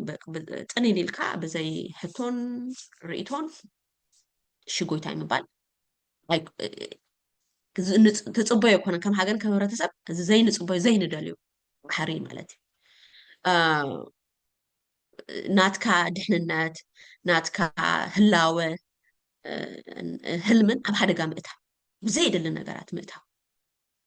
ودي ما ريسك مصاد اذا انفورم سلا زي كون كان سلا زي فلتكا مالتي بزي قدسو كونيتات كان ما سقم بان أبزيو قدسو كون كان سقم بان هجي السوتات عقداسي زخونه رديت يدلنا مالتي ስለምንታይ ብኸመይ እዚ ክሪቲካል ቲንኪንግ ዝብል እቲ ብላይንድ ዝኾነ ወይ ድማ ፅን ኢልካ ንኸይተኣትዉ ነገራት ወይ ንኸይትገብሮ ይሕግዘካ ሕጂ ዝኾነ ክትገብር ከለካ እዚ ነገር እዚ ኣገዳሲ ድዩ እንታይ ገይረስ እንታይ ትፅቢት ይግበር ኣሎ ይገብር ካብዚ ምግባረይ ነቲ ስርሐይ ነቲ ሂወተይ ነቲ ናብራይ ነቲ ድሕንነተይ ነቲ ወረቐተይ ኣብ ሓደጋ ይውድቕ ድዩ ዝብላ እዚ ገበን ድዩ ሕጊ ምፍራስ ድዩ ክንብል ክንጅምር ኣለና ማለት እዩ ምክንያቱ ተንብረ ኣለና ሃገራት ሕግን ስርዓትን ኣለውን ከምቲ መብዛሕተን ከዓ ናይ ፃዓዱ ዘብለላ መንግስታት ስለ ዝኾና ንስደተኛታት ፅቡቅ ሬቶ የብለንን አሁን ኣብ ግምት ክነቱ ኣለና ናትና ኩነታት ናትና ህብሪ ናትና ባክግራውንድ ገለ ስታይ ኣለዎ against all this ኢና ንሕና ነገራት ክንገብር እንዳህልብ ዘለና እዚ ኩሉ ኣብ ግምት ክንእቱ ኣለና ንዝገብሮ ይኹን ንጥፈታት ንቀቕ ኣለና ማለት እዩ ካልእ እንታይ ገዲሹኒ ኣይ እንታይ ወሪዱኒ ባዕሉ ፈልጥ እንታይ ባዕሎም ፈልጡ ኤርትራ ትልማዕ ኣይትልማዕ ዲሞክራቲ ይምፃ ኢሳያስ ይሓልፎ ይሓሉ እንታይ ገዲሹኒ ባዕሉ ፈልጥ That's also not expected. እሱ ኣይኮናን ትፅቢት ካብ መንእሰይ ኤርትራ መንእሰይ ኤርትራ ትዘገድስ ማሕበራዊ ይኹን ፖለቲካዊ ባህላዊ ቁጠባዊ ኩነታት ናይ ሕብረተሰብና ናይ ሃገርና ግንባር ቀደም ኮይና ክንነጥፈሉ እምበር ሰውኢልና ናይ ግድሰንን እዩ ናብራይ ጥራይ ዝገብር ክንብል ከዓ selfish ማለት selfish ነው ማለት I think there's እቲ እንድህር ክፋል ናይቲ ለውጢ ክትከውን ተኾንካ you have to have a level of sacrifice ብግዜኻ ብገንዘብካ ብኣፍልጦኻ በቲ እንብሎ ንዘራሉ ፅናሕና ንጥፈታት it's not easy ስለዝበልካ ጥራሕ ዝኸውን ኣይኮነን ስራሕ የድልዩ ግዜ የድልዩ ገንዘብ የድልዩ ፍልጠት የድልዩ ስለዚ እቲ ግን ከምኡ ስለ ድኾነ ፀኣይ እሱታት ክገብር ስለዘይደሊ ኣነ ዋጋ ከፍል ስለዘይደሊ ፀማም እዝኒ ክህበን ምባሉን ኣይንፅበይንና ማለት ከም ሕብረተሰብ ከባኹም ብዙ ኢና ንፅበ ማለት እዩ next one of course this you already doing it as እቲ ፅንኩር ኩነታት እቲ ኩሉ ሓሊፍኩም ኣብቲ ዝበፅሕ ምስ በፅሓኩም ነቲ ንዕላማኹም ንሂወትኩም ንናብራኹም ዝቕይር መጀመርታ ንስኹም ትነብሩ ኣለኩም ዝኾነ ክትገብሩ ተኾንኩም ስለዚ እቲ ዝሓለፈ ፅንኩር ኩነታት ንረብሃኩም ናይ ምቕያር and then to use እቲ ተፈላለዩ ተመክሮታት ዝተፈላለዩ መዓት ባህል ትመሃሩ ናይ ዘለኹም ዓድታት በልዎ ካብ ካልእ ዓድታት ካብ ዝመፁ ሰባት ትረኽቡ እዚ ተመክሮ እዚ ንፅካ ክትጥቀመሉ ዘለካ መዓት ነገር ፈሊጥካ ኣለካ ሕጂ ናይ ዝተፈላለዩ ባህሊ ፈሊጥካ ናይ ዝተፈላለዩ ባህሊ ኣካይዳ ክስታይ ኢኻ ትፈጥር ነው ሶሊዳሪቲ ሕጂ እቲኦም ተመሳሳሊ ዓይነት ፀገም ዘለዎም ናይ ዓመፅ ናይ ዲክቴተርሽፕ ገለ ዘለዎም ሃገራት ንርከሙ ዝገብሩ ኣሎ ኮይኑ go find them ካብኦም ተመክሮ ትለዋወጡ ናቶም ኣኼባ ትኸዱ ንኦም ካ ትዕልምዎም ኣብ ናትኩም ኣኼባታት this is very useful ተመክሮ ኢኻ ተጥሪ ማለት እዩ ቅድሚኻ ትረኽቦ ተመክሮታት ናይ ዝተፈላለዩ ሃገራት ሕብረተሰባት ብጣዕሚ ኣገዳሲ እዩ ማለት እዩ ኣብ ኩሉ ሸነኽ it's not necessarily ብባህለይ advocacy ጥራሕ ደይኮነስ even it could be a business it could be a professional lives whatever have you of course and to engage constructively but positive ኢና ጉጅም ክንብል ዘለና so this kind of very constructive ክኸውን ኣሎ to approach ናት the mindset has to be constructive it's not like ከመይ ገይረ ነዚስ ክብድሆ ወይ ከውድቆ ገለ መለ ክረትቆ ገለ ክኸውን የብሉን ከን ኣይ talk to this person that I have a very serious difficulty agreeing with. كمان نتي أزيو كباهم فريزو خنا زلوا حساب سب ناو جزءهم كنت خدو زلكم. Because that's the only way that you can create a sort of engagement. Because they couldn't want some amount of when jobs زلهم most likely probably were on the same page. Now هم one time لكم we talk the same language هذا عينة حسابي زلنا most likely هذا هنا رديت زلنا كلنا لوطين ديمقراطين فتحنا دل سباتنا بس هم one time ምንም ኮ ዛዕባውን የብልናን ክዝሓስቦ ከለኹ ነዚ ሓስቦ ዘለናስ ከመይ ገና ምግብሪ ነውዕሎ ከመይ ገናኻ ዕውት ንገብሩ ገለ ክኸውን ይኽእል እምበር in terms of convincing in terms of engaging ንሰባት ንምፅላው ንሰባት ሓሳብ ንምቕያር እንተኮይኑ ግን ምሳና ካባና ዝተፈለየ ሓሳብ ዘለዎ ኢኻ ክትከይ ዘለ so let's not create this bridge አንተ ወይ ምን bridge ነቲ ዘሎ ድልድል ምግጣም ከሆነ አለው ስራና so let's not create a bridge even እትዮም ነቲ ስርዓት ንድግፍና ዝብሎ because I don't think they are ይድግፎ ይኮን ዘሎ ይፈርዮም እዮም ዘሎ how can we free them ከመይ ጌርና because ኣብ ሃዘን ኣብ መርዓ ገለ ኩን ረሃብ ኮና ብዞም ሰባት እዚኦም ደቂ ሃገርና እዮም so how do we create a bridge so that we can work for our people I'm pretty sure ኮፊል ከንራ ዘረብካዮ there is no free ገለን ዘይብሉ ቦታ እንተረኺብካዮ ዋ ካባና ንላዕሊ ከመን ይደልዋ ኩነታ ለውጢ ስለዚህ እቲ let's try to be not bridge ንገብር ሰባት ንኹን and then we don't have any enmity ምስካል ሕውና ሓፍትና ብዘይ ገድስ እቲ ፖለቲካዊ ፍልልይና እቲ ራእይና ማለት እዩ ባህላዊ ፍልልይና ሃይማኖታዊ ፍልልይና ብዘይ ገድስ we're closer to each other than the regime. The regime is نكون معرة يزرقص أكسرنا كوفيلو. We have to come together. We have to find a strong community. Mind you, a strong community in تفاتير نادم It's a community. It's gonna attract everybody, no matter what their political view they think is. That they're gonna come because there is something. زبلا عند رالوس ما تيسب. when there is something positive, something working, everybody's going to show up. So let's create that working environment, that constructive and future-looking forward system that helps our community and uplifts our community. Next one. Yeah, of course, again, the critical thinking is very important. ሓላፍነት አሁን ክንከውን ኣለና እዚያ እኳ ዳርጋ ርእሶም ስጋብ ዞሮም ይብሎም ነይረን እዞም ኣባላት ቦርድ እቲ ሓላፍነት ተሓታትነት ዘይፈልጥ ሕብረተሰብ ኮይና ኣይሓልፈልናን እዩ ዓዳይ ንገብርና እዩ ዝብል ነይረ ቀፃሊ ኣብቲ ዝነበረና ፀገም ማለት እዩ ስለዚ እቲ ሓላፍነታውያን ምዃን ሓተቲ ምዃን መትከላውያን ምዃን ንሓቂ ክሳድና ንህብ ሕብረተሰብ ምዃን ብውልቂ ከማን ከምኡ ክትፍለጥ ደስ ኣይብለካን this is حاسب نحكي نفتحي نرتقي دو كتب المخال لا زي أسب بفتحهم it doesn't have فتحي ملكة يبلو بهير يبلو حكر يبلو كلا يبلو حدا ما عرينا كله so that kind of responsible زخونة personality integrity is very important and accountability and then of course እዚያ ሕጅን ከምኡ ጌርና ጥራይ እዚኦም ኤርትራውያን ኣሕዋትና ትግርኛና ዓረብና ትግረና ሳሆና ፋርና ገለ እንዳተዛረብና እንድህር ነብር ኣለና ኮይና it's not going to work so we have to integrate ለምሳሌ the world is now a village ይበሃል ምሽ we have to integrate ኣብ ጀርመን ዘለኹም ጀርመን ኤርትራውያን ኢኹም ኣሜሪካ ዘለኹም ኣሜሪካውያን ኤርትራውያን ኢኹም ኣብ በብ ዘለኹም ዓዲ Eritrean / echo ማለት ነው hyphenated identity ዘለኩም ስለዚህ you have to integrate you have to live the life you have to start living there ክትነብሩ ክጅምሩለኩም ክትነብሩ እንተዘጀሚርኩም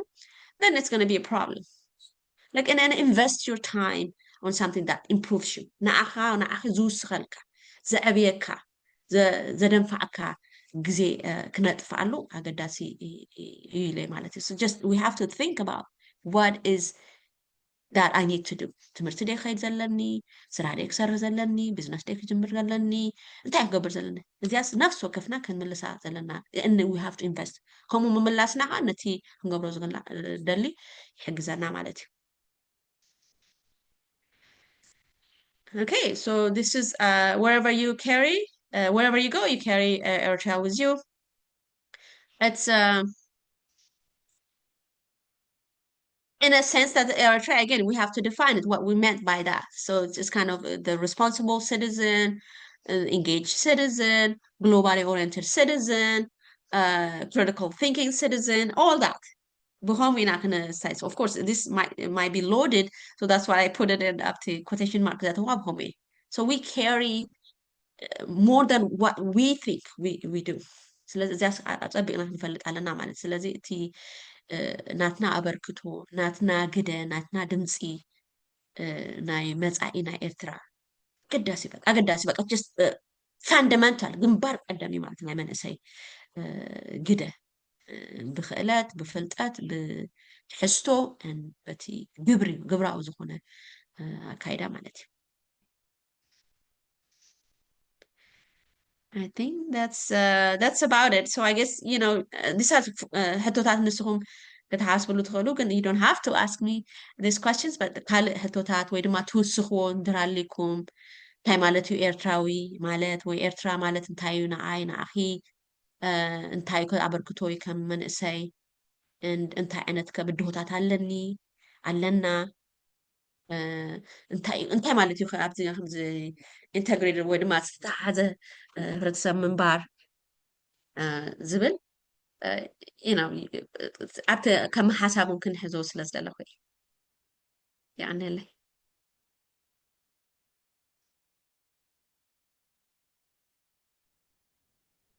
ራይ ፅቡቅ ቀኒልና ንዕና እውን ኣዝዩ ሰፊሕ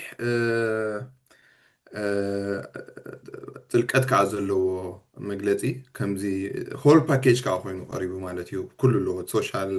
ኣስፔክት ኣሎ እቲ ፖለቲካል ኣስፔክት ኣሎ ካልቸራል ገለ ኩሉ ተኣኻኺቡ እዩ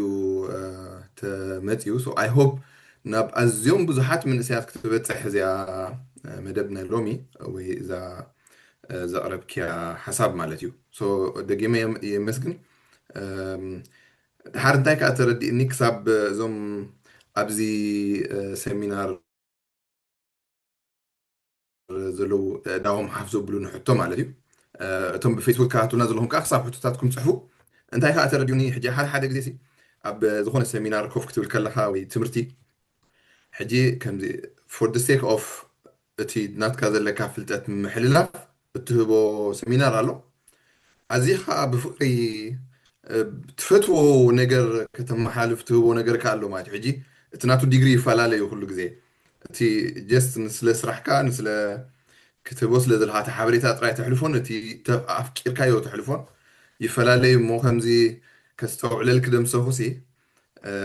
ሓንቲ ካብተን ኣዝያ ኣብ ውሽጢ ልብኺ ዘላ ነገር ኮይና ስማዓነ እዛ ናይ መንእሰያት ጉዳይ ወላዕቲ መርፅያ ከለኹ እውን ከም ኣይኽልክ ማለት እዩ ብዙሕ ወኒ ስለዚስ ያ ደጋጊምክ ከተቕርብያ ኣለክ ማለት እዚኣ ነገር እዚኣ ከም መዘኻኸሪ ካባይ እሞ የቐኒልና ናይ ባሕቂ ፅቡቕ መሳጢ ዝኾነ መደብ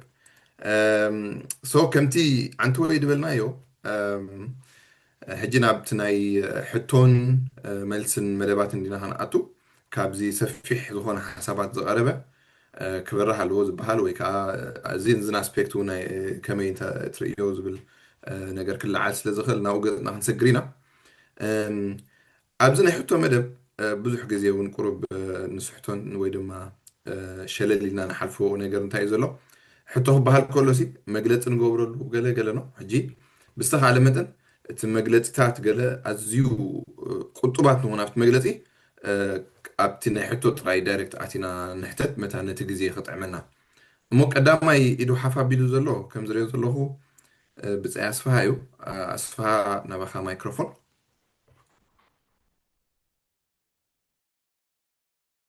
يغني لنا ودب كمون دكتور سابا يوحق نز عدم الزخبيركي كم زعم السلة حناس زخونة بفلاينة من أسي كسيات مهابكي أنا يوحق مالت كابتم هلونا زبل مخنياتي زخونة غيناتي حوتون تايبت مجمع يام أتوغي اختصار وخلقي بزعبها تاريخ مركوز جيرك تزارب كيانا قرنيرا صحا أنت أتول نيرا ኣነ ንስኻን ክንረዳእሲ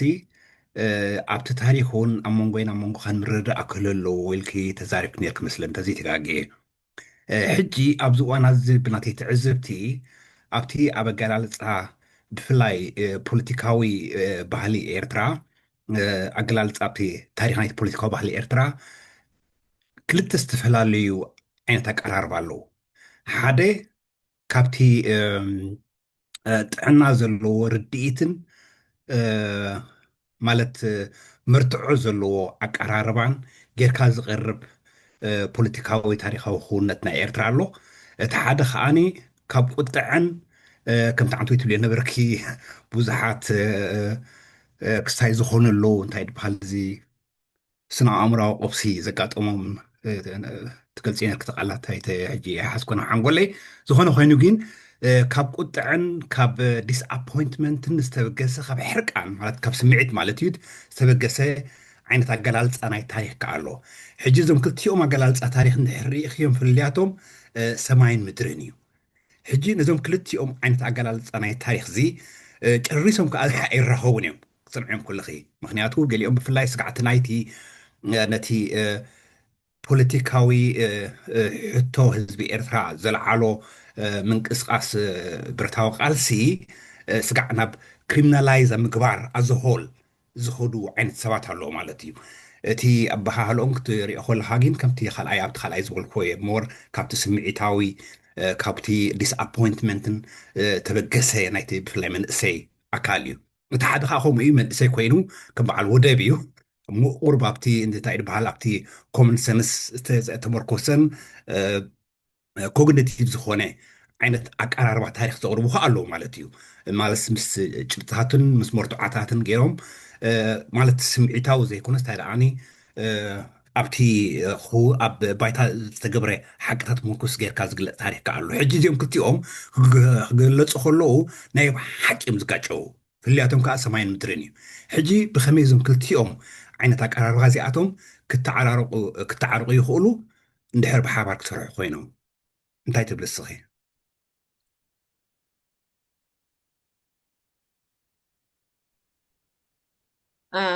I think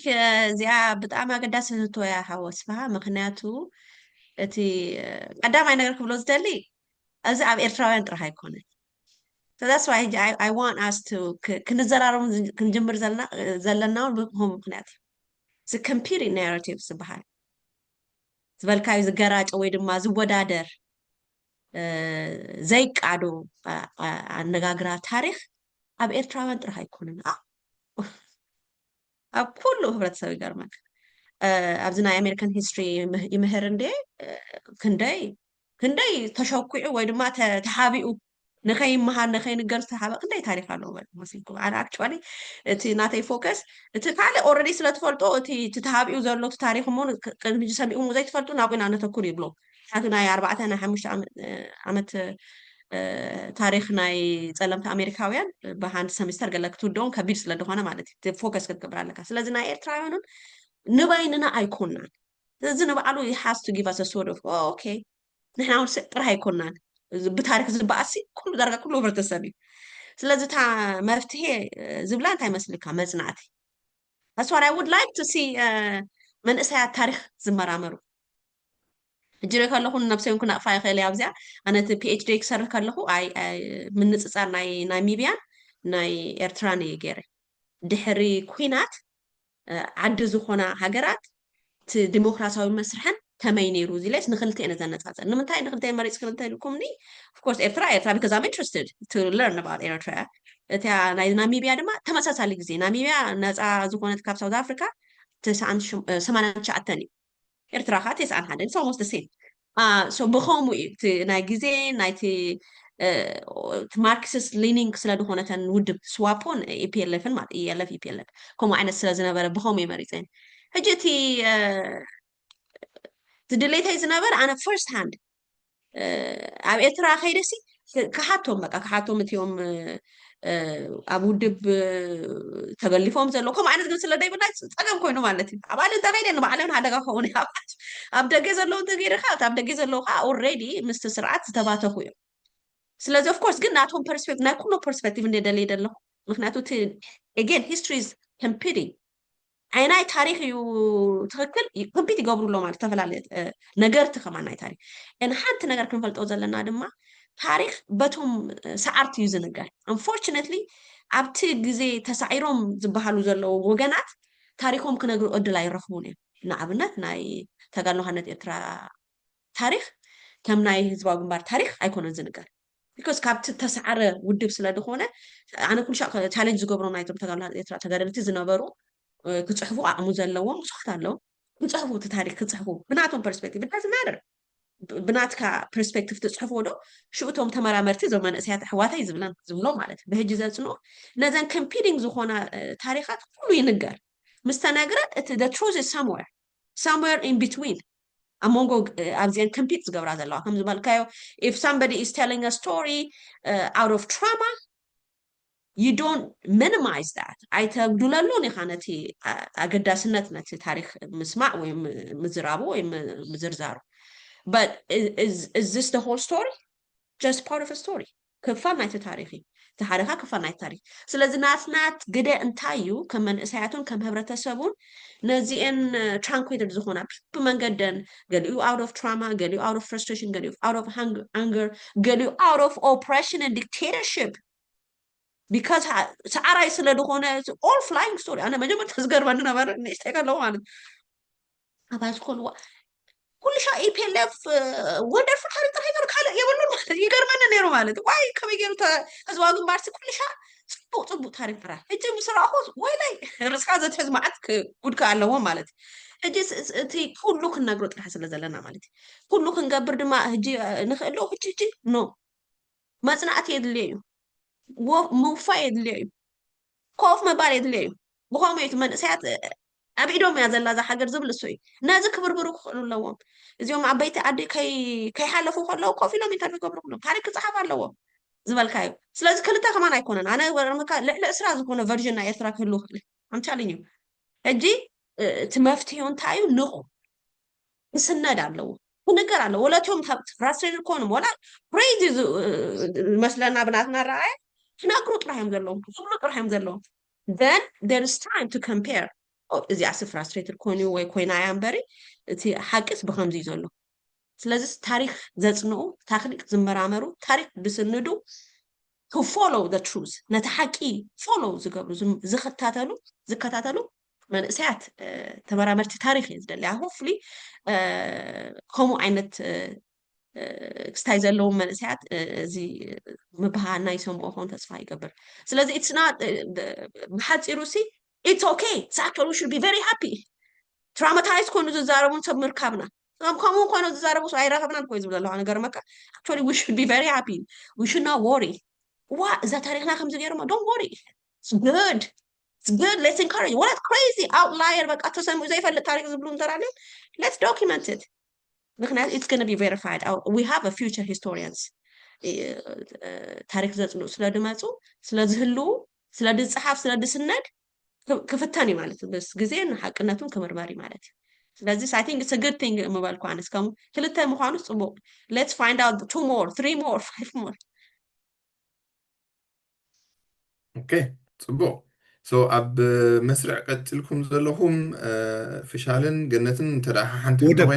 ودكم سلتا تاز إليانور كسلم تايم تيان عاسي أقطعم خوينو أبدو أنا زي أبقالس سلزلنا إذا قالت أني كعوت على زبل تمنيت سلزلنا جين أقطعم خوين بسنكز خمسة أمثال عين في الليات تي قالسي تي تقالسي أكن إذا تعرق ملي صفح حبل سلزل إنت يعني عجزي بخمي جر كازيم كتي بستفرالي فيرجينايت أقلال سنة التاريخ كتعرق خلو نزق قالسي خقلات فهم أنت نزبل حسب إنت مرحقي أب نسأ جزء تي تاريخ كم زلوا تقريبا كل واحد كحد معكو كوس أكالي جن حجب زلنا قالسي أنت جبرنا أيو أقعد أما أب تاريخ ترى لنا بحواركم واسع خمس لنا جبرنا زخل أكن زفتاتنا الناس بالحوتي ربنا ليه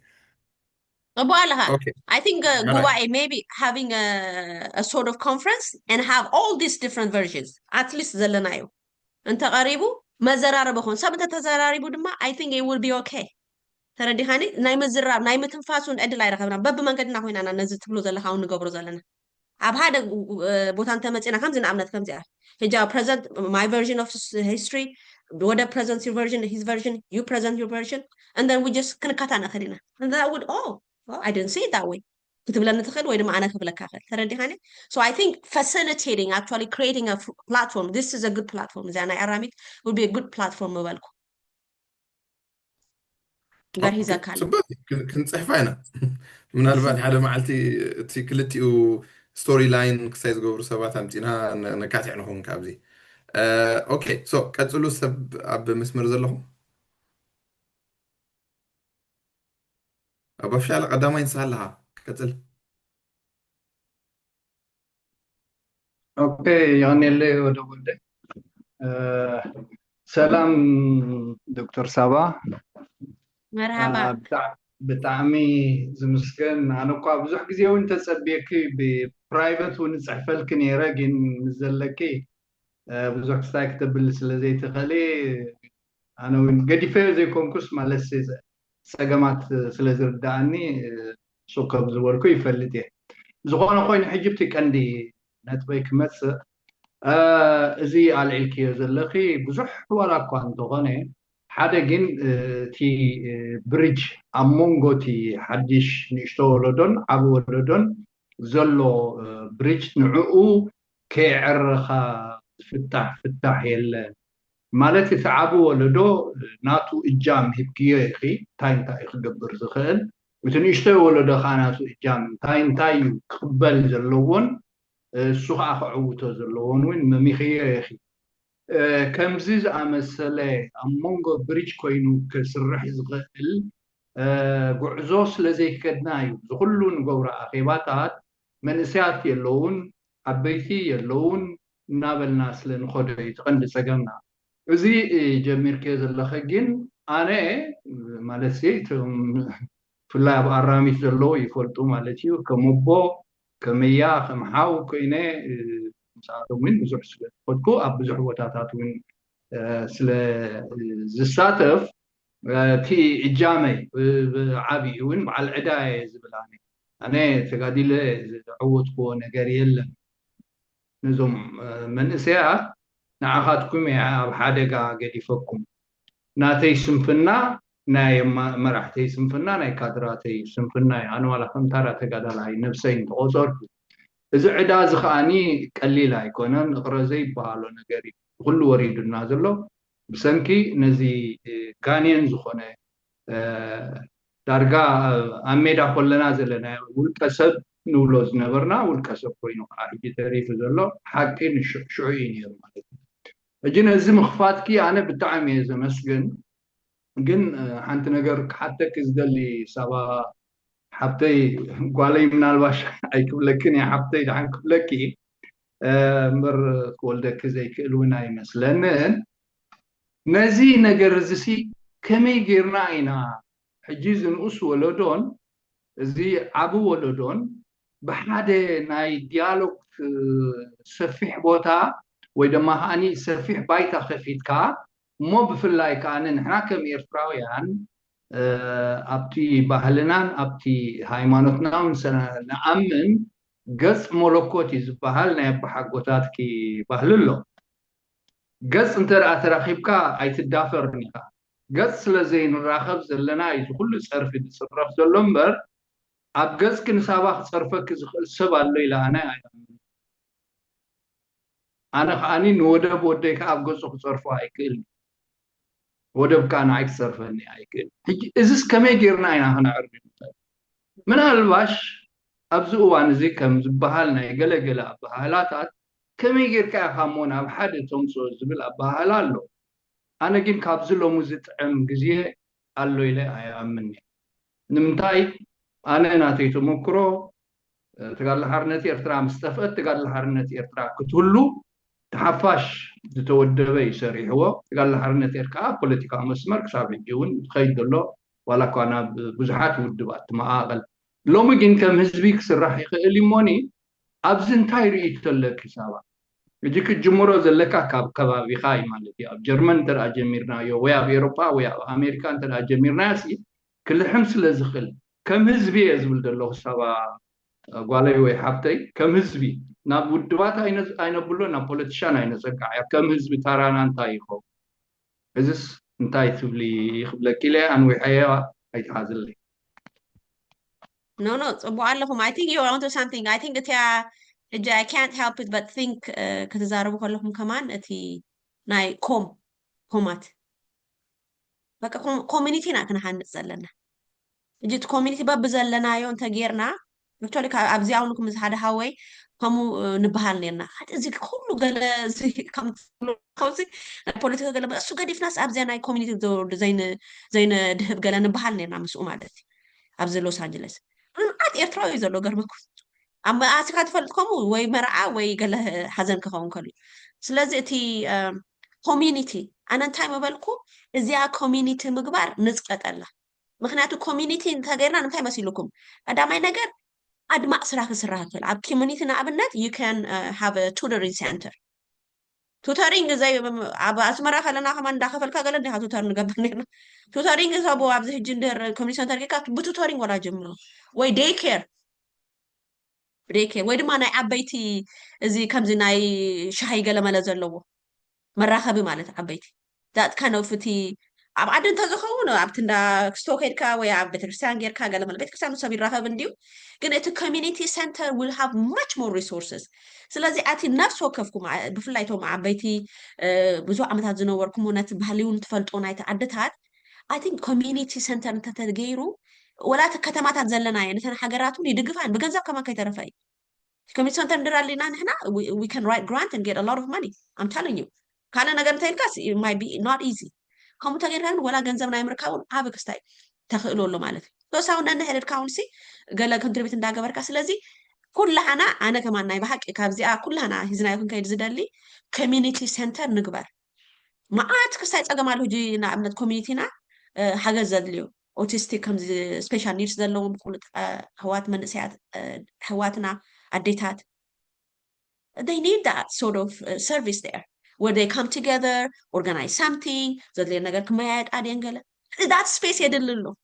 ሕጂ ከምኡ ክትገብር እንተኾንካ በቲ ፖለቲካዊ ክስታይካ እዩ ተፈናጭሉ ዘሎ ፖለቲካዊ ኣረኣያኻ ከምኡ እንተኾንካ ከምኡ ኣይኮን ክትራኸብ እንተኾንካ it's purely political ሃለው ክንብል I'm sorry 4-5 ሰዓት ንውስድ ነዚ ገለ ኢልና ንራኸቡ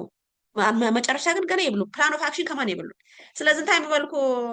ኣቶ ፍሻለ ተምፅኦ ዘለኹም ሓሳብ በጣም ኣገዳሲ እዩ ብኮሚኒቲ ሰንተር ቢልድ ምግባር ክንጅምር ዶ ንኽእል ዝናባኹም እየ እዚኣ ዝድርብያ ዘለኹ ኣነ እዚ ናብ ዓለምን ኣሳይመንት ክወስዳ ከምዛ ዝበልኩም ጀሚርና ዝነበርና ኮንቨርሴሽን ምዝሃወይ ኣብ ዝዓዲ ዘሎ ልስን ሳቢ ብጣዕሚ ዝምስገን ኣነ እውን ንዑ እየ ዝደፍኣሉ ምክንያቱ ኣብ ኮሚኒቲ ካብ 1985 ዝተመክሩ ኩሉን ይስራሕ ኩሉን ንትሽዓተ ግዜ ኣብ ኮሚቴ ዝመራሕ ኩሉን ስለ ዝኾነ ሕጂውን ኮሚኒቲ ዘየለና ኣይኮነን ይንኣስዕባ ኣለና ግን ነቲ ህዝቢ ከመይ ጌርና ንዕዞን ከመይ ጌርና ነቲ መንእሰይ ከዓ ኣብኡ ነዋስኦን ግን ፀጊምና ስለ ዘሎ ሕጂ ብኣካል ተራኺብና ብዛዕባ ፀገምና እምበር ብዛዕባ ፖለቲካ ዘይኮንና ንዛረብ መጀመርያ ንነብስና ደው ዘይበልና ኔና ሽግር ክንፈትሕ ኢና ንዛረብ ዘለና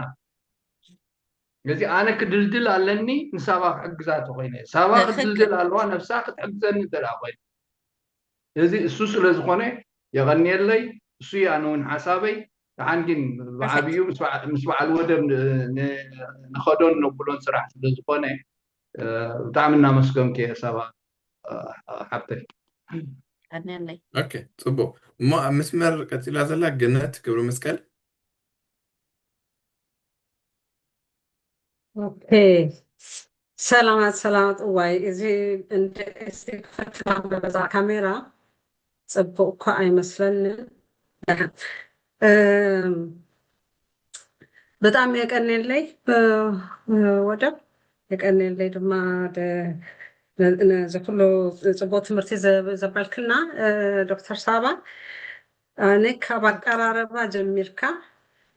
ወደብ የሚለዎ እዩ በጣም ዘሐግስ እዩ ኦፍ ኮርስ መምህር ስለዝኾንኪ እቲ ናይ ፔዳጎጊ ገለ ነገር ኩሉ ኣብ ቁፅጥርኪ ትሕቲ ቁፅጥርኪ እዩ ግን ካብ ኩሉ ዘሐጎሰኒ ድማ ንዶክተር ትምኒት ጌርኪ ጀሚርኪ እያ እታ ክስታይ ኢንስፓይሪንግ ዝኾነት ተሐጉስ መንእሰይ ሳይንቲስት እያ ሳይንቲስት ከላ ድማ ተቃላሲት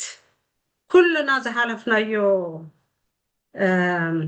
ፀገማት እያ ሓሊፋ ማለት እዩ ክትመሃር ከላ ዋላ ተፈላለየ ዓዲ ነርና ኣነ ሕጂ ብ80ታት መፅአ ዘሴም እንታይ ሽሙ እያ ሓሊፈ ትምህርቲ ክምዝገብ ጀሚረ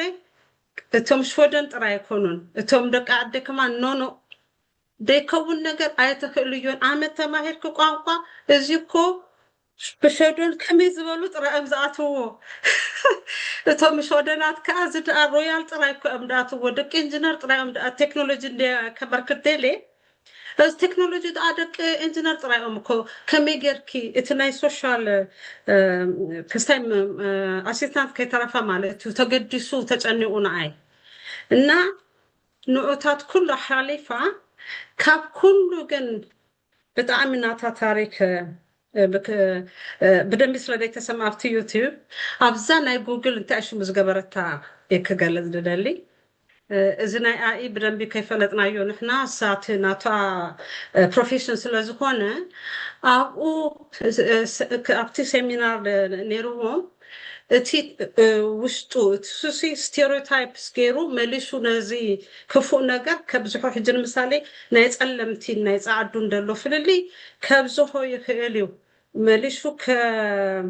እንታይ ይበሃል ዲፕ ክገብሮ ይኽእል እዩ ገሌላ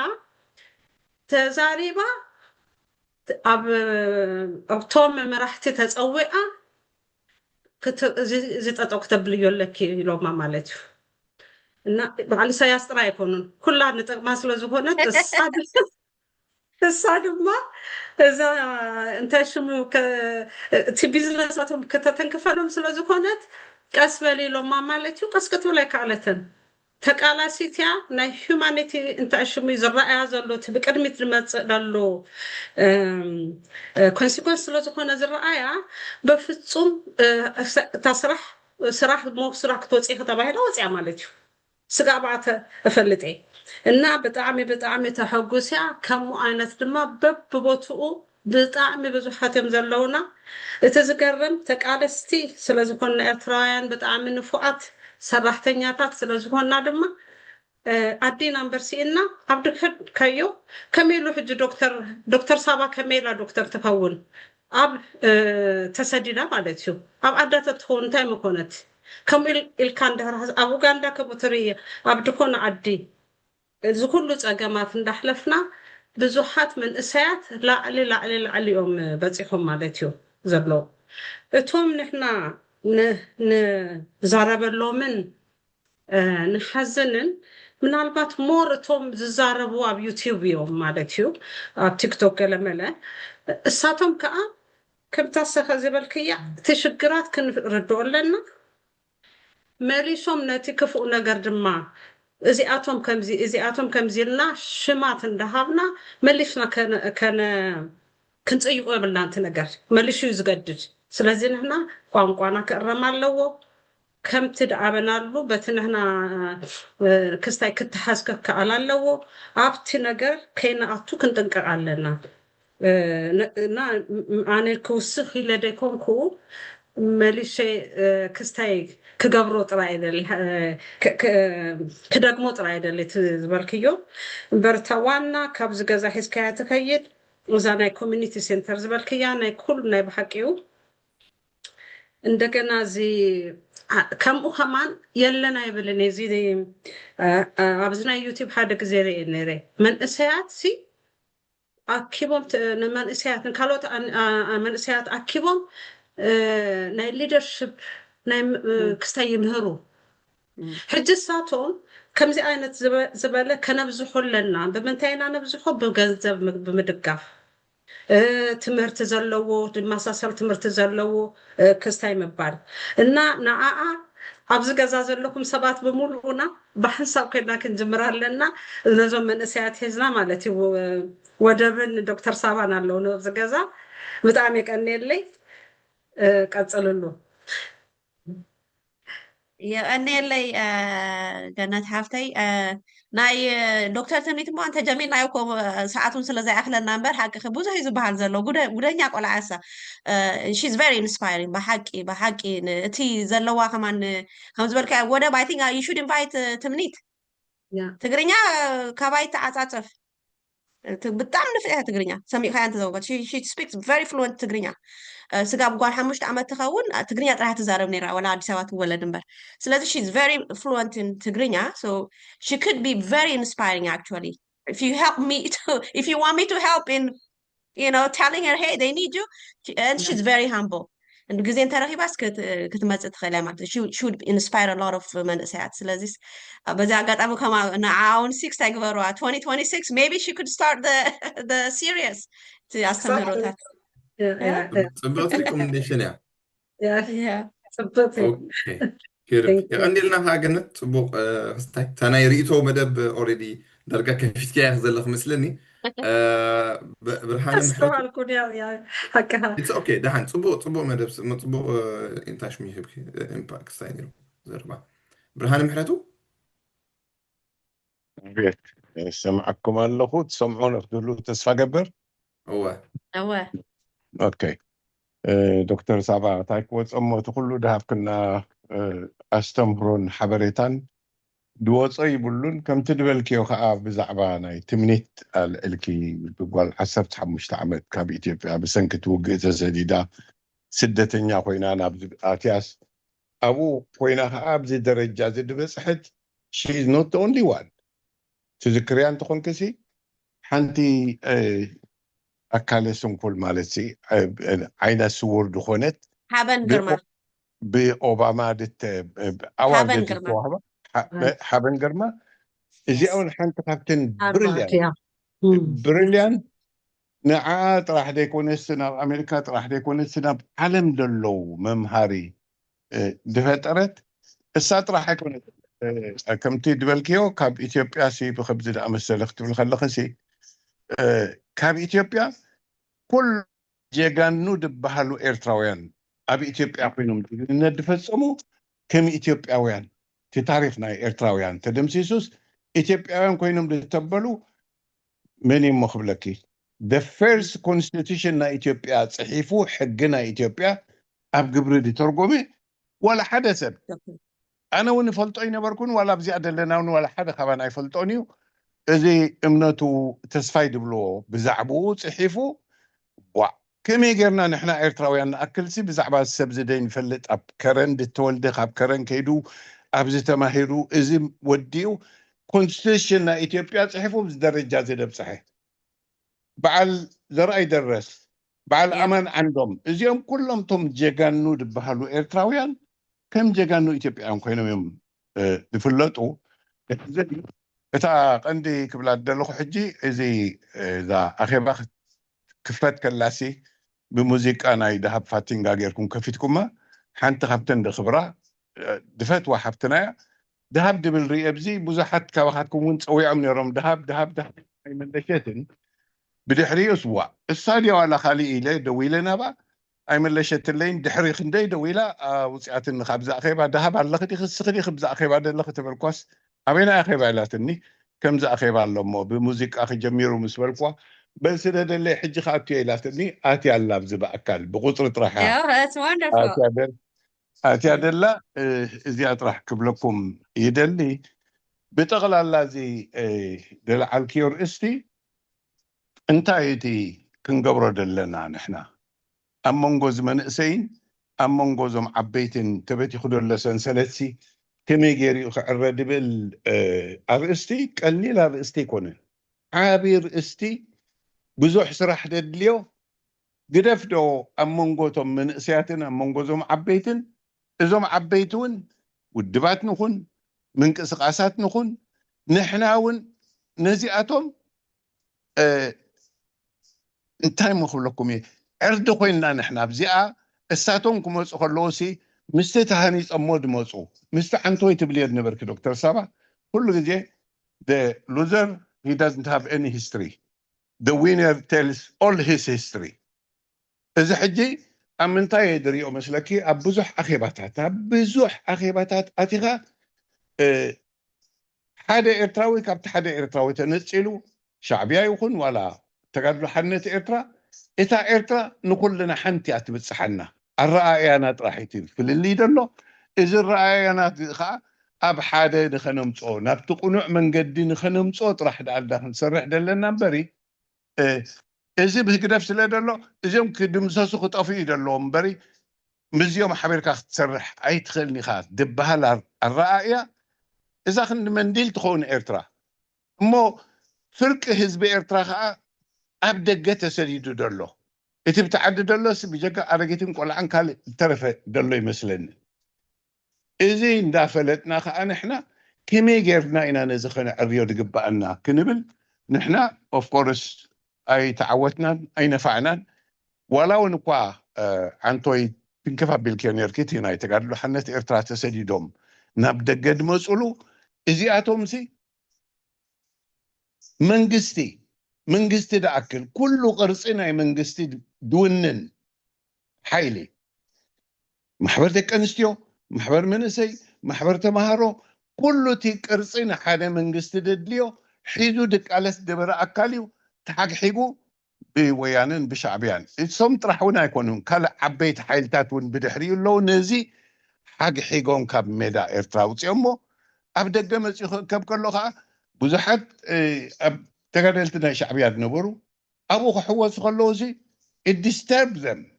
صحتكم سنتاي كلهم أبزياد لهم سي ناي تقدروا حنت إرترا تاريخ بزعبا ناي تقدروا حنت إرترا راح تزاربوا خلو وأنتم سبت اسخاتكم كويكم انت حق حيكون كاب ميداوصيكم نيناتنتن حرنتن حزب إرترا تقالوا سخلوهم سي حق حيكو خابو دوصاكم سبيلن اسخاتكم حق حيكم أبزي بصحكمنا نحنا سدتنياتات كوينا منجستي 4-5 شهد أكل يتسديدنا بدقة ماتيو إذا كاب كله خا إذا ديسترن دحد قبركم كوينوسي you have to ask yourself سلامنتاي يوجه ذي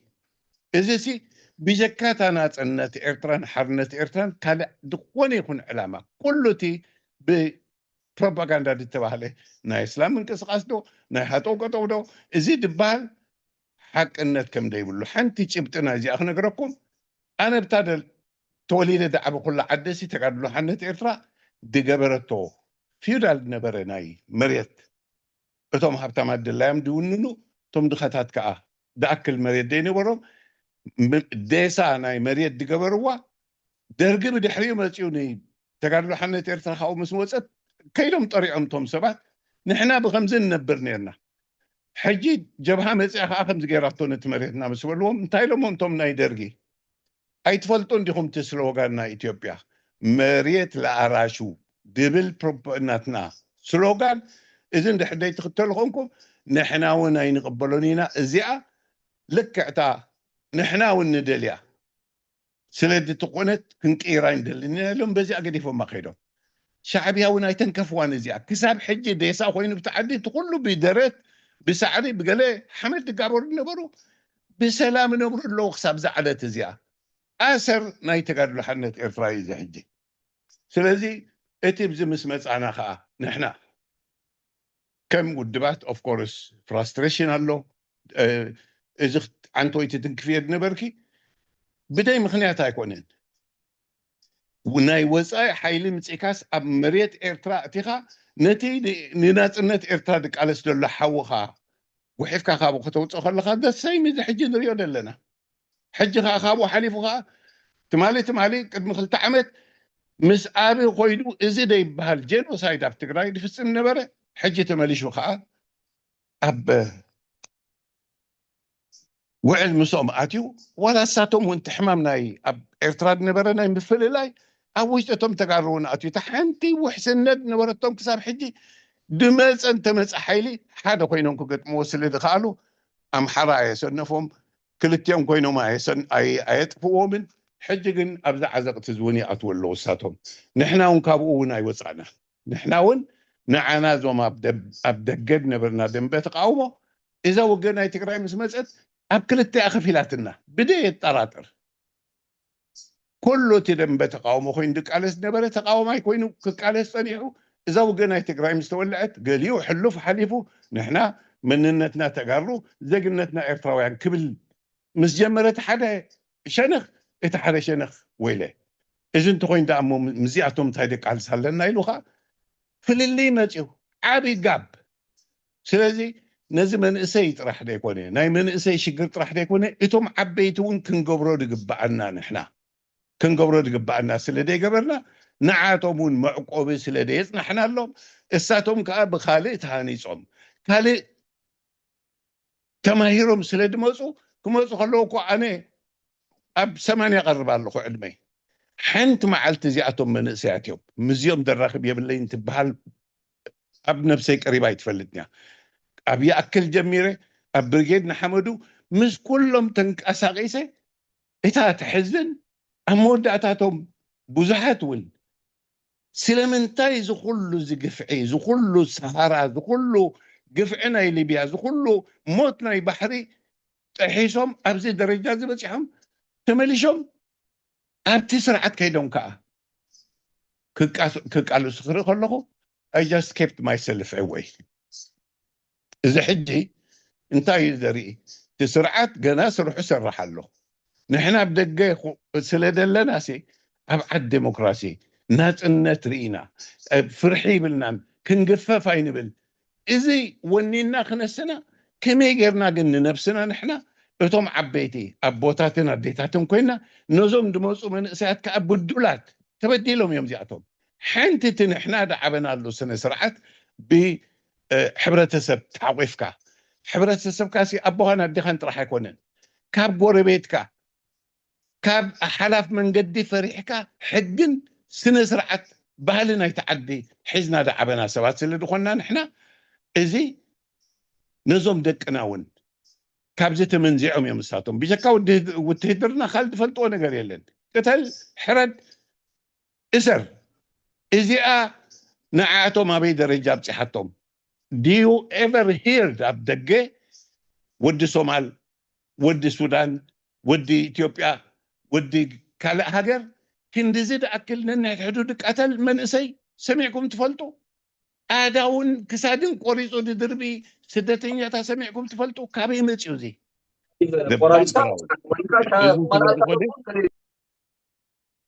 ኣቤት قتل دحن كسايو سبي آتيو أنوحلكم كيكون كنزارب انتوخين ناسي ملو ليت خحدرنا دخل أرئستات ونالو I am very proud بزعبازي نفس وكف إرتراوي مخانو طرح سب مخانو سب إيه انت احتبلكم كاخا وصعب إثيوبيا يهلو بتقراي يهلو بسودان يهلو أبقونو دو كتبل ندحدي تخلكم كا السخات إتاد عخات تصبيع سب كفلت الكات تصبيع كتصبيع يبلكان إزي أينا خاصة إحنا كنكون دقبعنا حجي إرتراوين سلا دخلنا لألي دخون يخون تمكحتون كودقنا تمكحتي كودقنا انت دي كوينو أبدا بصحنا يبلون أب ديكتاتور سي أب إرترا راح يكون ديكتاتور دلو رواندا إز ديكتاتور كابون لعلي كاب رواندا لعلي دمع بالي بتمهرتي يكون باللابتوب دمهر أب أفريقيا يلن إرترا غاتا حنتي 1% إنترنت دون ننسب مس عالم ركب دا يبلو أمو خا أب كم زي درجات ورق حبرسب إتوم نعود دقفو بدقا دلوخا تمالي شوم قد صبق الله كم زي تخيد الله إذا سر حلا زي قبر الله حالقهم مسيو حانت يلن إذا عد مويتايا ودب يبلا إلكتريك يبلا ما يبلا اندا بالك مسكر اللهم كله انتهينا بمودا كابز خنوص نحنا سلازي تحنت خنقبرا دقبعنا أمونغو عبيتنا أمونغو ناشتون دحرتبتيخو مودعتنا حنت هاجر ودقت الساعة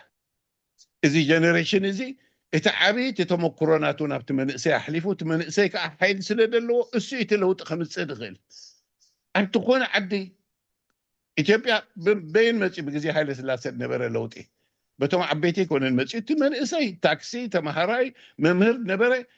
بريفوليشن كير ونتفيد على نبرة سرعات أبدو قوني يكون هاجر كأ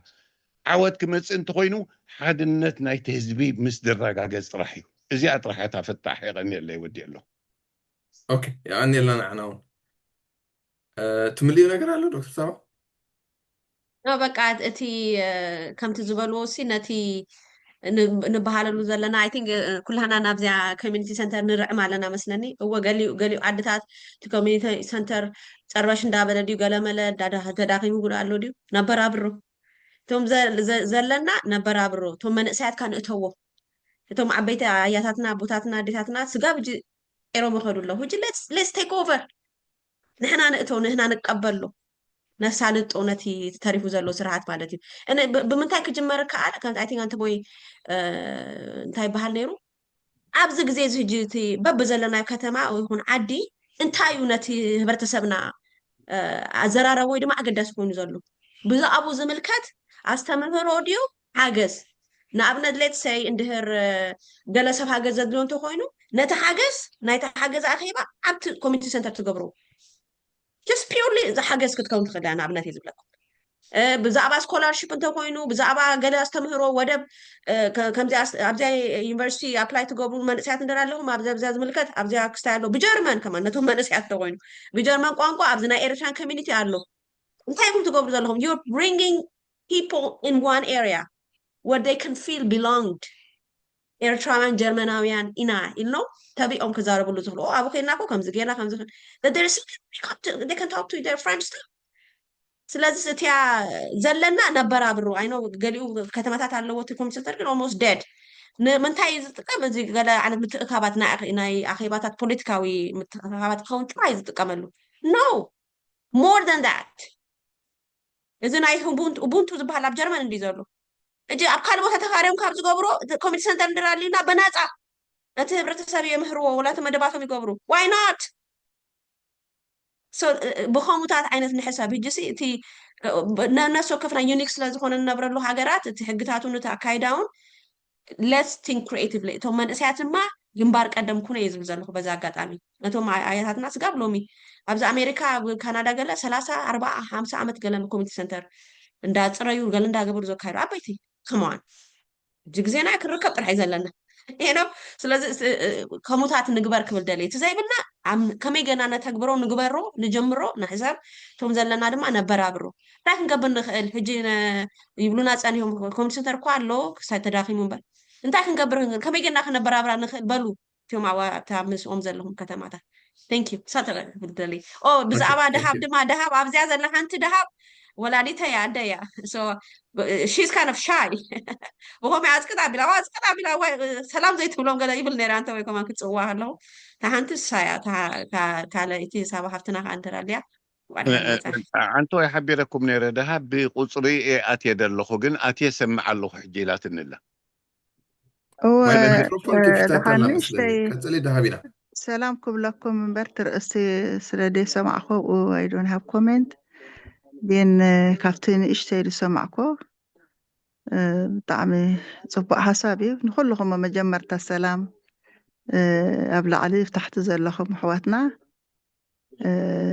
حدش عامت يدمت له رحوس حدش عامت كا يكبر لنا ناي تشحن أسران شدشن كاني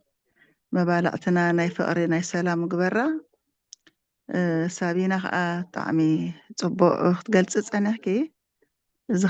ናይ ኩላህና ግዴታ ስለ ዝኾነ ኣብ ናይ ኤርትራ ሓድነት ኮ ኤርትራ ውስ ሓድነት ኣለዎ ግን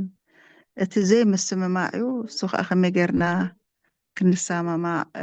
በቶም ዓበይቲ ተጀሚሩ ናፍቶም ንኣሽቱ ዝሰጋገረሉ ክንገብር ከዓ ናይ ኩላህና ፃዕሪ እዩ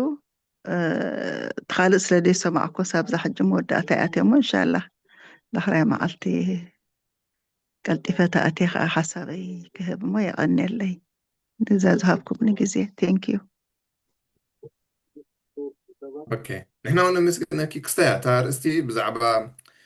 إرتراس كاب من سيات انتهت تبيت بالاستنديا كتزاربنا مسيا ندحر قروب تنحكي من أربعة مودة تعدل كبكموني مهنياتو أنا نفلت يزيا أرس زيا بزح جزية تزارب الله تفتوي أرسون مهانا سلدفلت أمودة تعدل كبكم مود حن كتزار كتقرب كله كتبلنا بزعبا من سياتن إرترانا أساسيركم على ديو نحجينا بتوم أبريغاد له باشاي له مجمرة باشاي كتر وده بايترس عنا إذا يحفك بلاي قالكم ساعات أوكي عري أمم جوهات أوكي Thank you. اوكي يغنيلنا الراميت مجمريا كم زجركم مهرات لكاونتي قدمكم كتما يطران كبن مهارت وبرنان زلهم كان مسكنكم ندلي كبرتي هاكم اتر استقو انا مجمريا سمينار طراي مسبر بزح يكون انتاي يخون الى بزح حساب بين نيره قنتا كم تردى واحدين من اسي كما قرنا نستغاغرو وي كما قرنا نعطقو يتنقر تتمرت هو هابزو عليه كصنقو تخينه بزعبا كوميونيتي لايف مس بوليتيكال لايف كفل لكم زلو اب كوميونيتي لايف حادنتنا حلو خديو دايفرسيتي كن من اربعه بوليتيكال لايف كله سلاز خل نزف لالينا نرايمو نابت زسمرنا غداينا تفكر يو مالتي خالتي كما غيرنا نا ارتس نتي ميديا تتقمنا التكنولوجي زور لحجي تتقمنا خاني كما غيرنا قم نغير نقبر اتقيه لونا بحاف الشؤو تي ناي كالتشرال تشينجز كمان نقبري هذا لنا عالم كله تدميرو تناي education اقداس خم مهانو تتقيسو سلازي كيدو بحلنا كما غيرنا مستمعوا الحبرتسب نمعراريو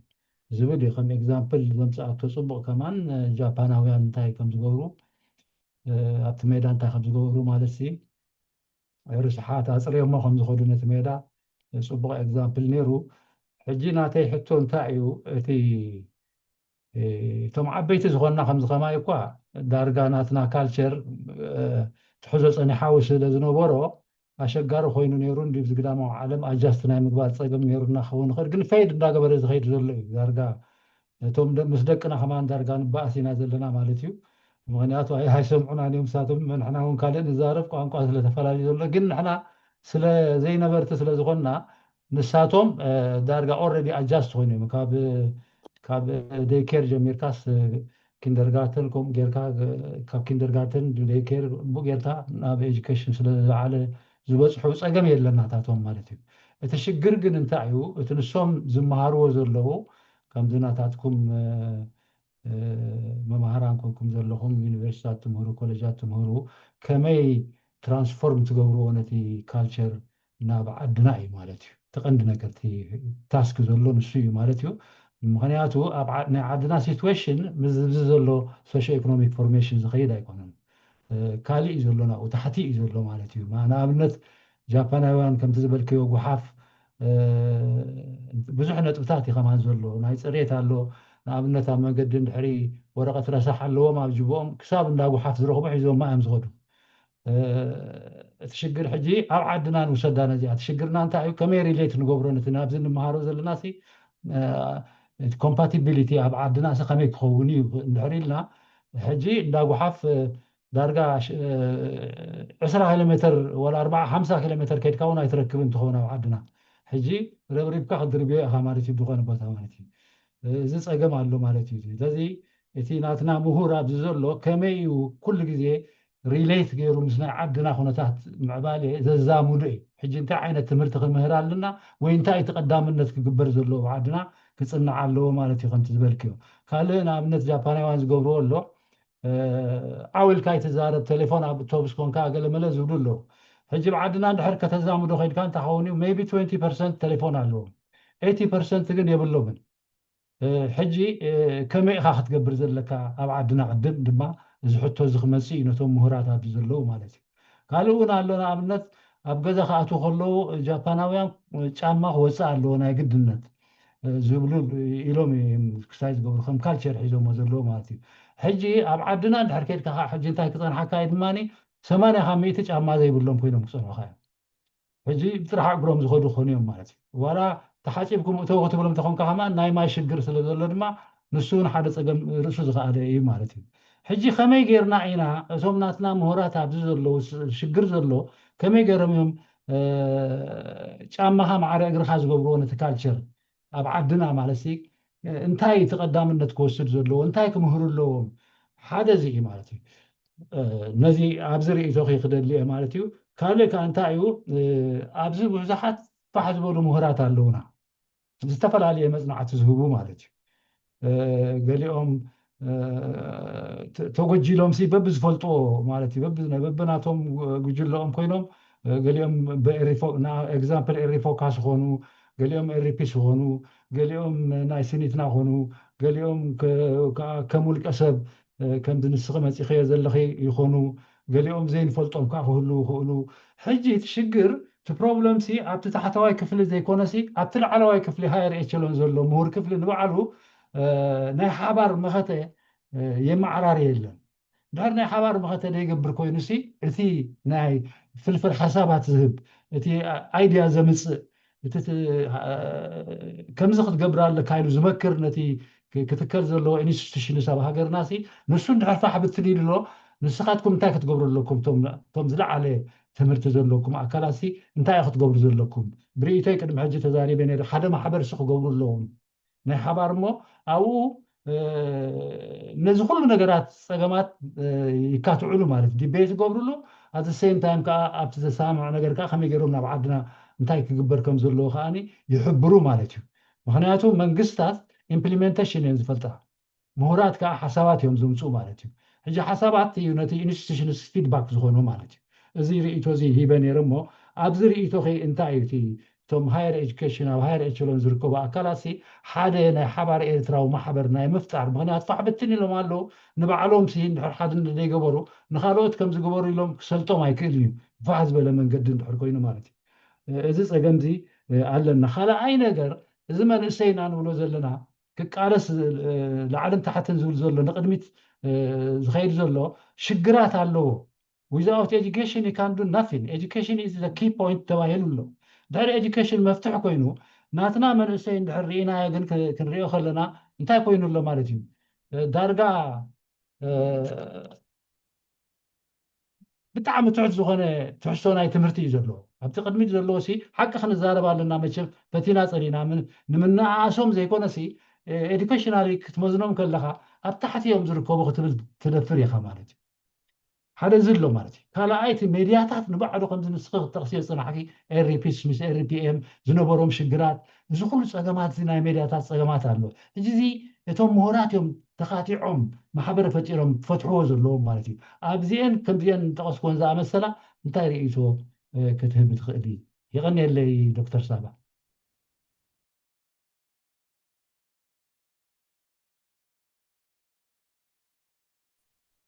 የቀኔላይ አይቲን ስለቲ ጽቡቅ ጌርካ ክሳይ ጌርካዮ ከማን ጾሚካዮ ተናተይ goal is to be able በትግርኛ ከምዚ ሰዓት ተቀርቦ ዝነበርካስ በከማ ጌር ከቀርብ እዩ I always want to do that but ታይዋልተ ምስ ወጻት አዋጣጣው ይበል ማለት እዩ anyway በዝኾነ that's the goal በትግርኛ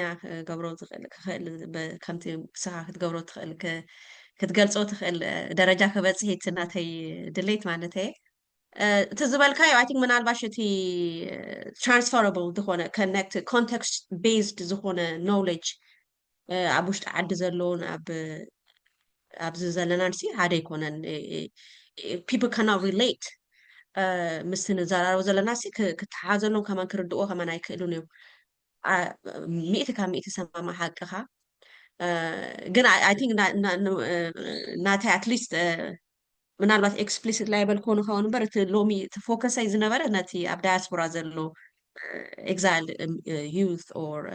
refugee community ኣብ ደገ ዘሎ ታርጌት ገይረና ዛክስታይ እቲ ናይ ምናልባት ተጠቀምኩሉ ኣብነታትን ገለን maybe might not make me relevant ንኤርትራውያን ኣብ ውሽጢ ዘለዎ መንእሰያት ደቅና ወይ ኣሕዋትና ግን እንታይ implies ዝገብር ዘለኹ ናትና success ናትና ዓወት that would have a positive impact influence ክገብሮ ነው ማለት እዩ ሕጂ እቲ ናትና ምእዋት ናትና succeed ምግባር ኣብ ዘለናዮ ዓድታት ሃገራት ብፍላይ መንእሰያትና ከምዚ ዶክተር ትምኒት was incredibly inspiring ሙሉእ ዓለም ዘለው ሰባት ዜጋታት ብፍላይ ድማ ጸለምቲ ደቂ ኣንስትዮ ሞር ሓለፋኻ ሞር ጽልዋ ኣለዋ ኢለ ይሓስብ ምክንያቱ ንነብሰን በኣ ዝሪኣ ኣጓላት ኣዋልድ ስለ ዘለዋ ማለት እዩ ሕጂ እቲ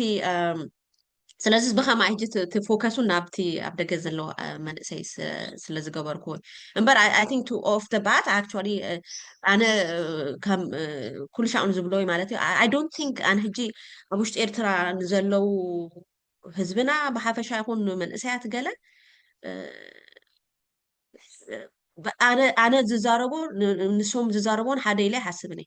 ኣራምባ እናቆቦ ከምዚ ማለት ጋግ ዓብይ ጋግ እዩ ዘሎ ምክንያቱ ናተይ ተመክሮ ናተይ ዝክሪ እውን ከምቲ አንተ ወይ ዝበልኮ ወላ ሕጂ ኣብቲ ሶሻል ሚድያታት ዝፃረፎ ገለመለ ዝቋይቆ ገለ ክሰምዕ ከለኩ ናይ ባቄ ዝብለኩም ኣይርዳእንን እዩ እቲ ትግርኛ ምክንያቱ ኣነ ኣብ ኤርትራ ከለኩ ቅድሚ 23 ዓመት ኣነ ከምታት ኣነ ሰሚዐ ኣይፈልጥን እንታይ ማለት እዩ ዝገለ ይብሎ ይሓቶም ገሊኦም ሕጂሲ እቲ ጋግ ከም ዘሎ ናይ ባህሊ ወላ ህሰቦ ኣነ ኣብ ኢትዮጵያ ተወሊደ ዓብየ ዘለኹ ነይረ ግን ኣብ ኤርትራ ምስ ከድኩ ዘጋጠመኒ ብጣዕሚ ክቡር ፍሮንድሊ ብፅቡቅ ንዝክሮ ግዜ ኣብ ኤርትራ ኣነ ተደማሚረ 8 ዓመት ገለ እየን ኣብኡ ዝነበርኩ ሕጂ ምዚ ሕጂ ኣብ ደገ ዝሪኦ ዘለኹ ቆይቂ ድማ እቲ ዘይ ምክብባር ምዝንጣል ሰብ ገለ መለስ እዚ ደኣ ከመይ እዩ ነይሩ ኣበይ ተፈጢሩ ኣብ መንጎ ኣብቲ ዓርተት ክብሉ ከለዉ ድማ ጥሪኦሞ ነዚ ወይስ ኣብ ኤርትራ ምስ ገደፍኩስ ካልእ ነገር እንታይ ከርኢ ዘለኹ እቲ ጋግ ከም ዘሎ ፀቢቕና ጋግ ኣሎ ንሕና ንብሎን ንዛረቦን ምንም ርክብ የብሉን ኣብቲ ዓድና ዘለዉ ኣብ ዓድና ዘሎ ሰብ ኣብ ጥሜት ኣብ ዕርቃን ኣብ ልቺ መፀት ከደት ሳዋ ከይዱ ደቀይ ተመሊሶም ዶ ስግረቶም ሰሊጦም ዶ ኣይሰለጦምን ተኣሲሩ ዶ ክስቶ ተፈትሑ ዶ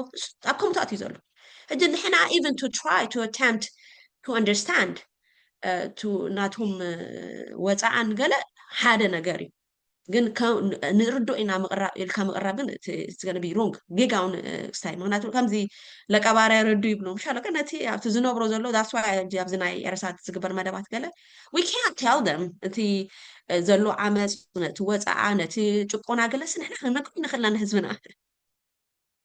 ሃይላይት ጥራሕና ክንገብር ነቲ ታሪክ ጥራሕና ክንነግር ስቶሪስ ኢና ክንነግር ዘለና ብከምኡ ዝሓለፈ ሰብ እንድራሊ let them tell their story then እቲ ህዝብና ኣይኮነን ሓቂ ሓሶት ክብል ክጅምር ማለት እዩ so the more you tell the reality then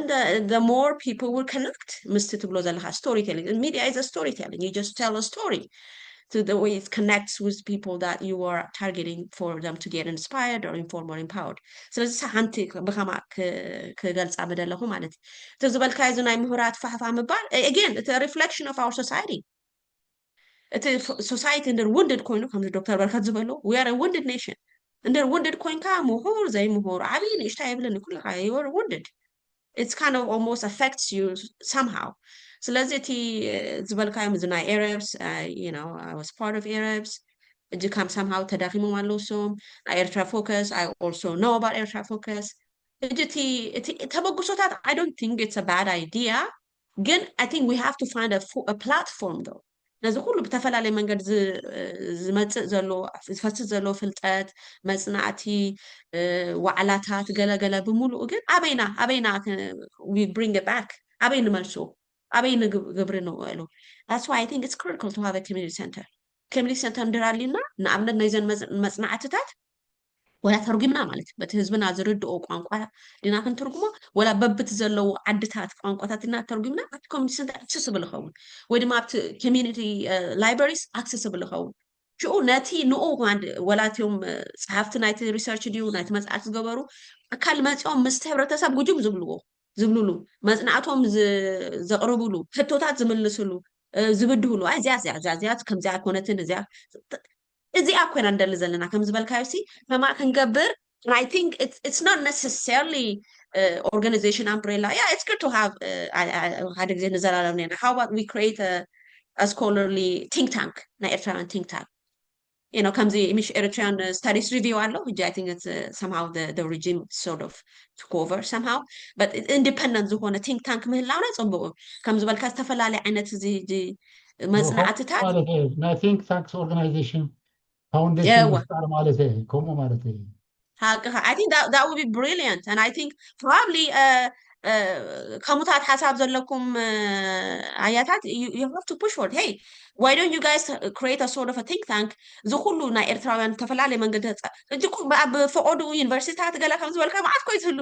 ولا بتزلنا practically تقمنا زخل مزرعة تغير كوي خونه لكن we don't have access to it كما يجيرنا available نقبره maybe we'll have a think tank where that think tank will have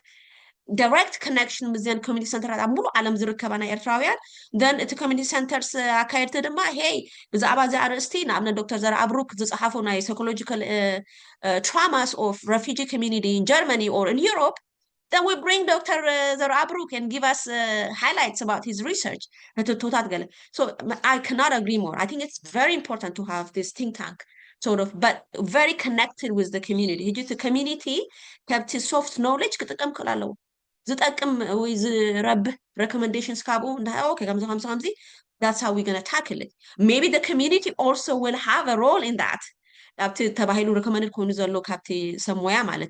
it could be psychological, it could be educational, it could be about entrepreneurship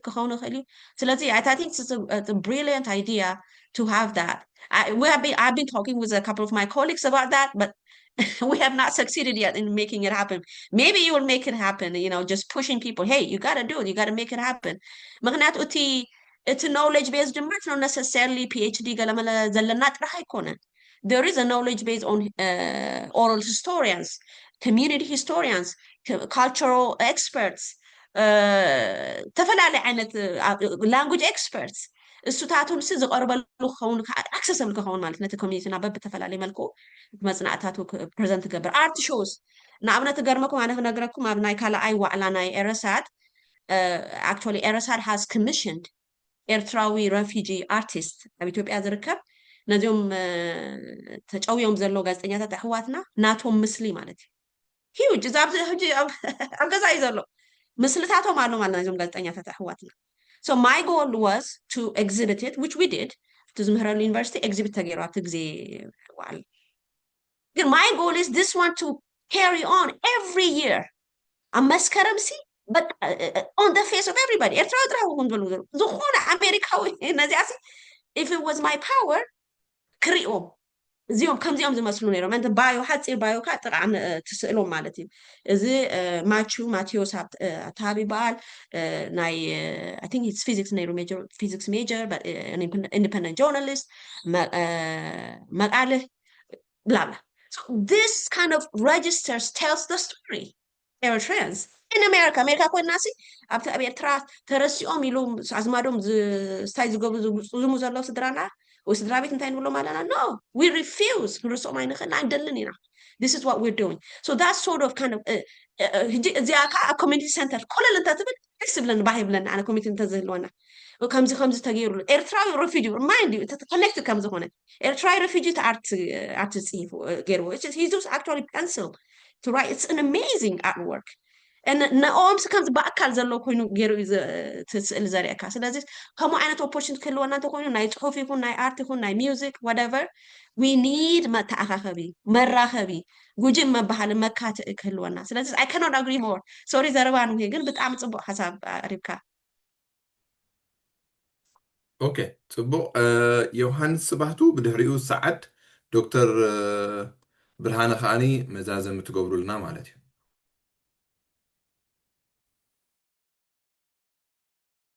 حرا يغني لنا الراميتنا زي قداس يستمروا مغرابكم كمون دكتور سابا بطعمنا مسجنكي بحفشو تفاكيوم بحلاوي حبرة سباوي أقاومان عنديو طفي زلو زخاء تمدفع زولدو أنتايو تكر زنوحي نايك ألسي أبسدت كونكا زتخايدة دارغا نتنور أتحلال وانا أتفي والله قبل يدفر مالديو إذي كان زيلنا ناخدنا خلنا بزعباتهم مهورات تاكبر اللوات كومينيتي مطرناف وزته إذي كله ولا قلسيو صنحكي حق إن كجبر زلوان انت هنا كنسرحلو بزي مصنحنا إذي كله عمتها كأ نخنتو باخينو بحجي كنسرحو انت خوينها كندقي خوص دلنا نبعلو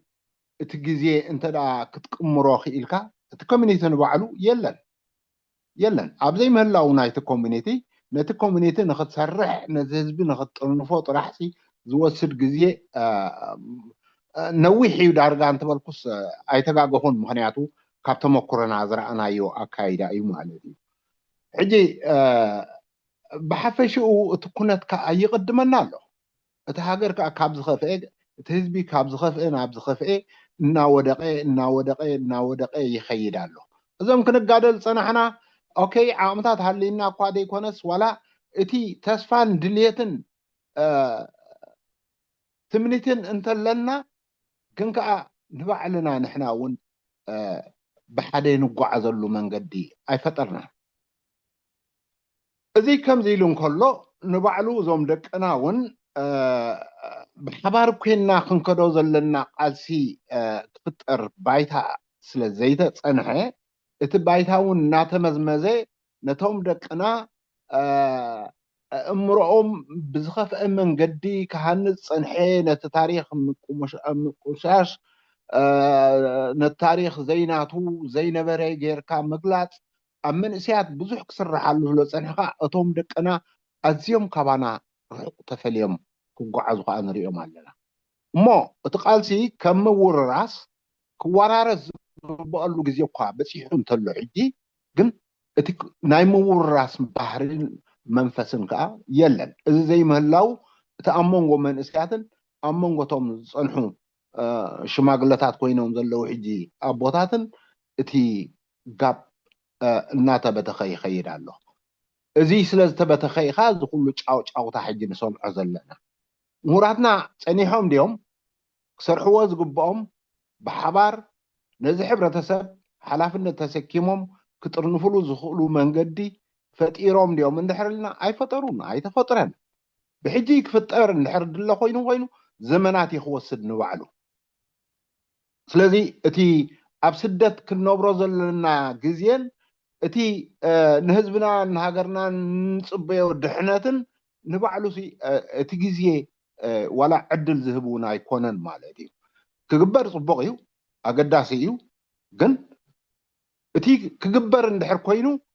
كسعبو زلوا مستكونتن جزيان كأ تمت خوها بزلوا نجاريو مالدي إذا كله خن الزارب كلنا زي إذا هاجرون كتقولوا ديا أم فتا ديا دايركشن ديا خد كير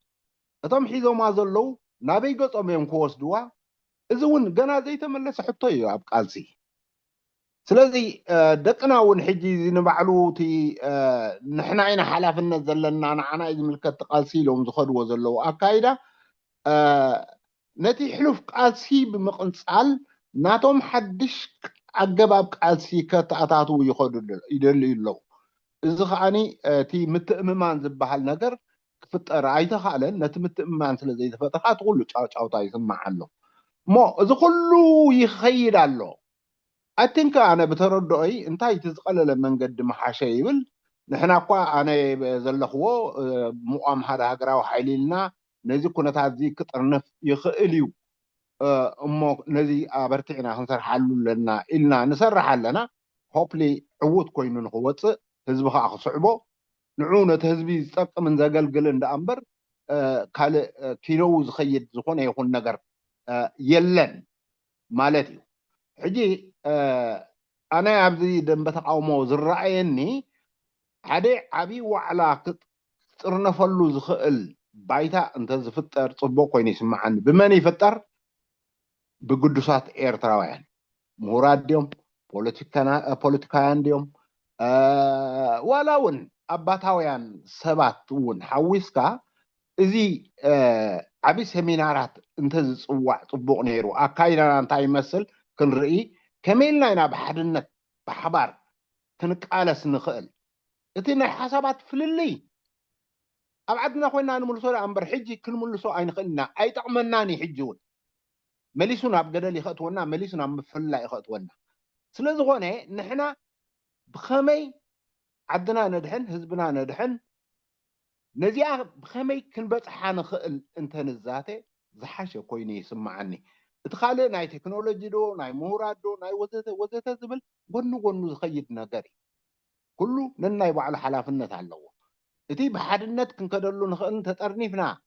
انصار اذا عمات سرعات أسمرا كوفيلو زبتاتنا نازلو كنقالس ندحر كوينا كن كلنا نعقبلو كلنا رئيتنا نقمطلو بحبار كأنا حبار ውሳኔ ሒዝና ንወፀሉ ዓበይቲ ሰሚናራት የድሊና ኣለው እዚኦም ተዝግበሩ ቶም ዝሓሹ መዋፅኦ እዮም ዝብል እሙንተ ኣለኒ እሞ የቀኒየለይ ንኩሉ ነገር ኣብዚኣ ክሕፅር የቀኒየለይ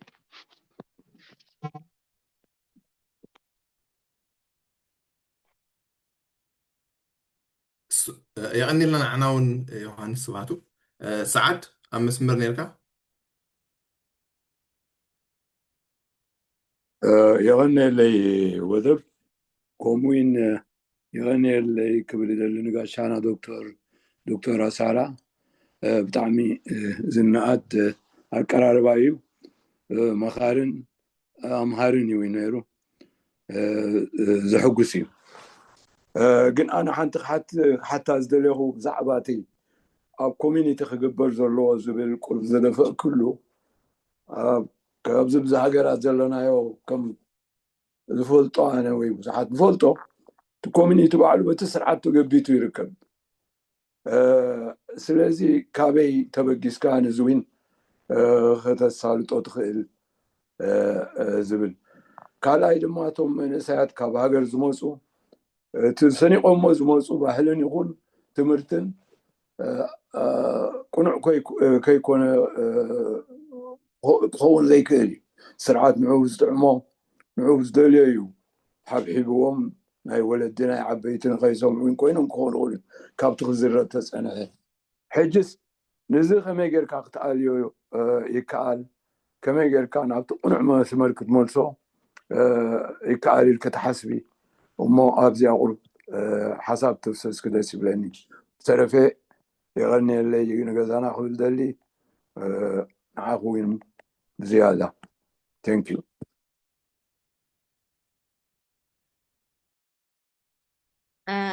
መጀመርታ ኣነ ኣብዚኣ ገዛ ከማን ክንደይ ዓበይቲ ዓዲ ኣለዉ እዚ ናይ 20-30-40 ዓመት ተመክሮ ናይ ኮሚኒቲ ሰንተርስ ናይ ምክያድን ምግባርን ጀስት ዝናተይ ሓሳብ ናይ ኩልኩም ሓሳብን ርእቶን እዩ ኣብዚኣ ትሕግዘና ማለት እዩ ምክንያቱ ኣቲንክ ሓደ እንታይ ዝበሃል 1000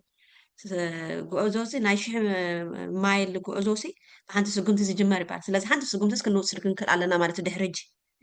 እዚኣ ምባሃልና ማለት እዩ ስለዚ እወ ከምቲ ዝበልካዮ ሰዓድ እቲ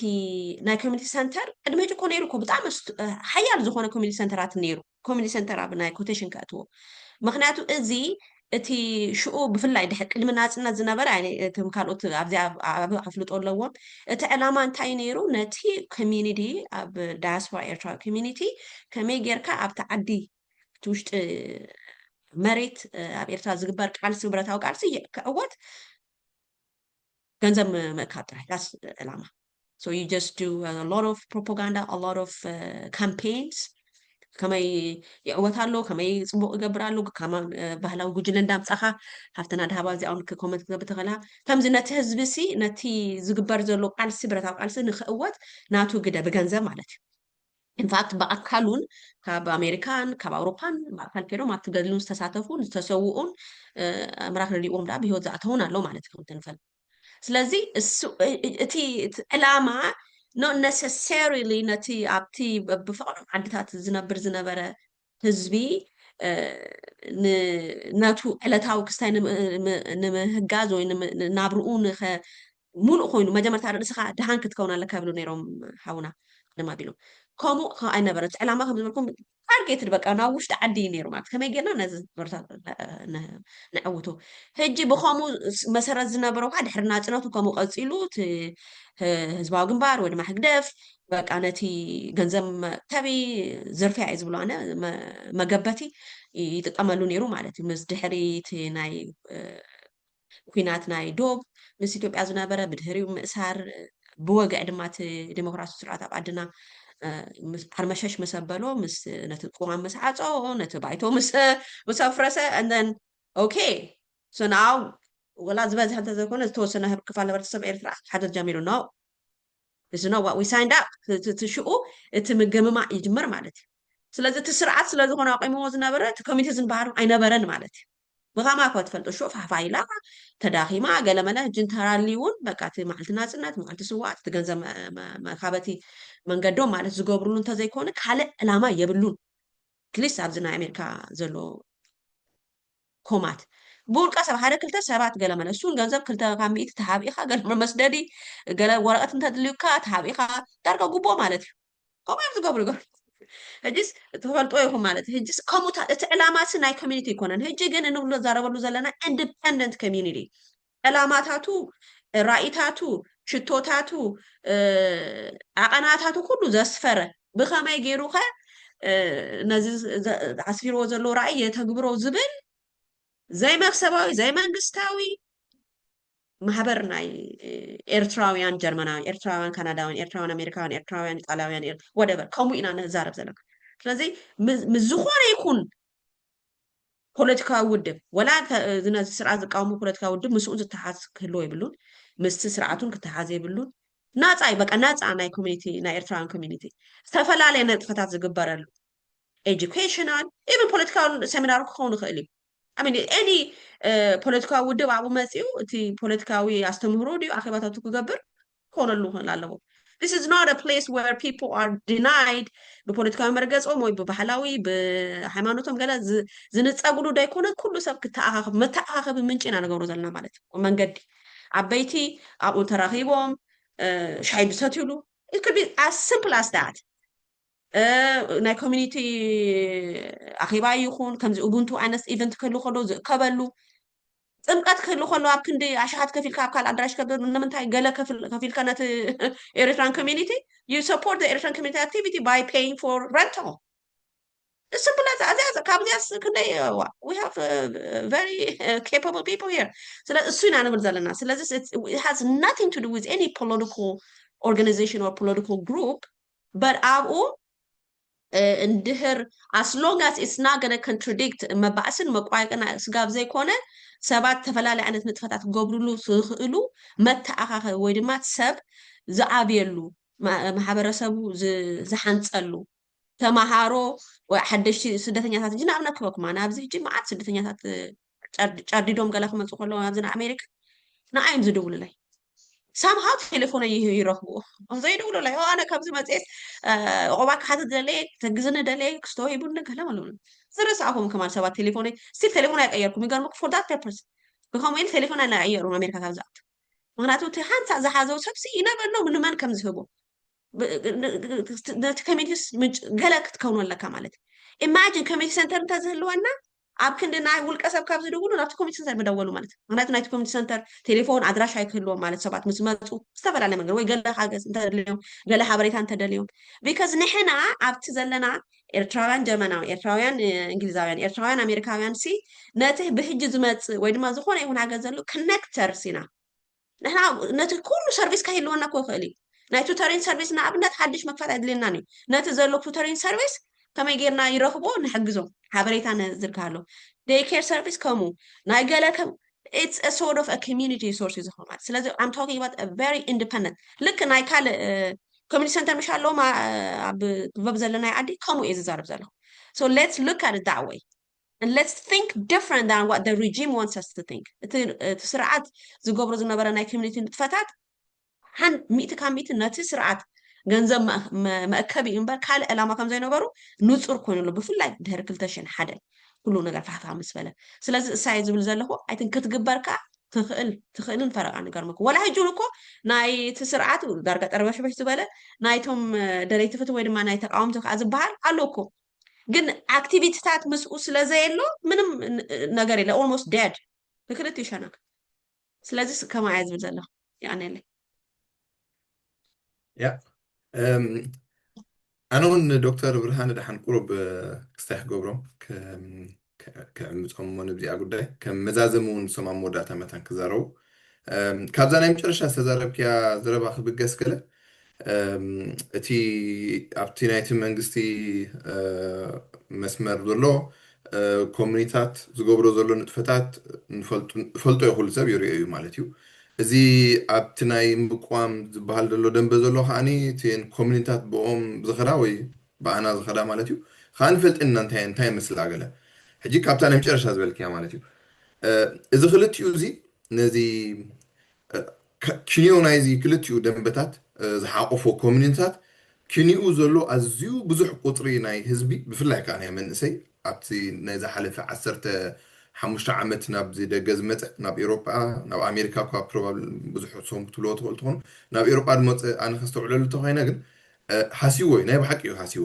ንዕኡ ድሓቁፍ ገለ ኮይኑስ ኣይተሰርሐን ምክንያቱ እቲ ዝመፀ መንእሰይ እንድሕር ናብቲ በቶም ኣብ ደንበ ተቃውሞ ዘለዎ ተዋሳእቲ ዝቕለስ ኮሚኒቲ ክኸይድ ኮይኑ እቲ ነብሱ ከም ተቃዋማይ ሌብል ክግበር እዩ እሱ ፍርሒ ኣለዎ ገለ ንባዕሉ ናይ ቆርቦን እዩ ኣብ ርእስቲ ኩሉ ዘሎ ፀገማት ማለት እዩ ኣብቲ ሓደ ከዓ ክሳዕ ክንደይ ምትእስሳር ዘለዎ ከዓ ኣሎ ሕቶ ሞር ከማን ናብቲ ሓደ ይኸይድ ምክንያቱ ኣብኡ ክረኽቦ ዝኽእል ረብሓ ብዙሕ ኣሎ ብላክ ሜይል ይግበሩ እዮም ማሲ ኣብ ኤርትራ ብዙሕ ነገር ክገብር ተኾንካ ብኡ ትሓልፉን ስለ ዘለካ ገለ እሱ ንወዲ ከምኡን ሪኦምን ናብኡ ይኸዱ እዮም ግን እሱ ንባዕሉ ይሕግዞም ኣሎ ድዩ ኣዝዩ ርትዓዊ ዝኾነ ስርዕ ሓገዝ ይገብርሉ ኣሎ ነቲ መንእሰይ ወይ ነቲ ሕብረተሰብ ኣብ ደገ ዘሎ እንድሕር ኢልካ የለን ከምዝድለ ይግበር የለን ምክንያቱ ከምኡ ስለ ዘይኮነ እዩ እዚ ሕብረተሰብ ብፍላይ ከዓ እቲ መንእሰይ ኣብ ዝሓለፈ 15 ዓመት ብፍላይ ናብ ኤሮጳ ድመፀ መኣዝኑ ጥፍዩ ዘሎ ኣብ ኣዝዩ ሕማቅ ሜንታል ስቴት ዘሎ ኣነ ኣይተሓዙለይ እዚኣ ብከምዚ እንዲኦም ሓሊፎም ኣነ እውን መንእሰይ ስለ ዝኾንኩ ማለት እዩ ኣብ ኤርትራ እውን ስለ ዝነበርኩ እቲ ናይ ኤርትራ ናብራ እውን ስለ ዝፈልጦ ከምዚ እንታይ እዩ ዝበሃል ማለሲ ሞር ናብ ምቅብጣር ኮይና እትስማዓኒ እዛ መንእስያት እንዲኦም ከምዚ እንዲኦም ገይሮም ገለ ካብ ፍትሒ ከምዚ ፍታሕ ተምፃእ ዓይነት ኣጠማምታ ደይኮነት ወይ ኣፕሮች ደይኮነሲ ዝያዳ ከምዚ ናይ ምቅብጣር ወይ ናይ ጃስቲፋይ ንምግባር ነቲ ዝግበር ንጥፈታት ገለ ትመፅእ ኮይና ትስማዓኒ ሕጂ ኣብኡ ቁሩብ ሃር እንተንኸውን ፅቡቅ ነይሩ ብፍላይ ድማ እቶም ዓበይቲ ማሲ እቶም ናባኹም ንጥምት ክዛረቡ ከለኹም ትሰምዑና ገለሲ ኣብዚ ጉዳይ ዝስ ሃር ተትኾኑ ፅቡቅ እዩ ከምዚ ክትቀባጥሩልና ገለሲ የብልኩም እኖ በዚ እንዲኦም ሓሊፎም ከምዚ እንዲኦም ሓሊፎም ልስን ንስኹም ከማን እኮ ትማሊ ናትኩም ብፀትኩም ቀቢርኩም ኢኹም ኣብ ኩናት ተዋዲቅኩም ኢኹም ብዙሕ ነገር እኮ ሓሊፍኩም ኢኹም ኣይ ዶንት ቲንክ ሶ እዚ ናተይ ወለዶ ካብቲ ስኻትኩም ኣብ ግዜ ገድሊ ዘሕለፍኩምዎ ሽግር ዝበዝሕ ዘሕለፈ ምስቲ ኩሉ ዘለና ፀገማት ማለት እዩ ኦፍኮርስ መስሃር ኣሎ ካልእ ኣሎ ገለ እስኹም እውን ካብኡ ብዝተዓፃፀፈ ትራውማታይዝር ክገብረኩም ዝኽእል ዓይነት ፕሮሰስ ሓሊፍኩም ኢኹም ሕጂ ከምዚ እንዳቀባጠልኩም ሲ ታሽሙ ክትገብሩ ኣይቅበሎኒ ኢንስቴድ ቁሩብ ገናሕቲ ገሰፅቲ ጌጋታት ክግበር እንከሎ ሓቆፍቲ ዘይኮንኩም ወይ ናቱ እንታይ ኣሰነይቲ ዘይኮንኩም ሲ ገናሕቲ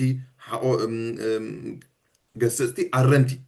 ከዓ ልዕሊ ኩሉ ማለት እዩ ክትኮኑ ይምነ ማለት እዩ ሕጂ ንድሕሪት 15 ዓመት ገለ ኣብዚ ደንበ ተቃውሞ ገለ ዝገበርኮ ተመሊሰ ክሪኦ ከለኹ ኣት ሳም ፖይንት ክስታይ ይኸውን እዩ ከምዚ ዘራይት መንገዲ ይኮነን ነይሩ ገለ ዝብል ሓሳብ መፀኒ ኣብ ሓንጎለይ ነቲ ፕሪንሲፕል ናተይ ዲኾንኩ ኣብ ኮምፕሮማይዝ እትወሲ እዚ ኣብ ደገ ዝፀንሐ ሃዋህው እቲ ዝመረፅናዮ መንገድንሲ ነቲ ናትና ናይ ዓወት ጉዕዞ ኣናዊሕዎ ክኸውን ንኽእል እዩ ወይ ከዓ ነቶም ሓገዝ ዘድልዮም ኣብዚ ምስ መፁ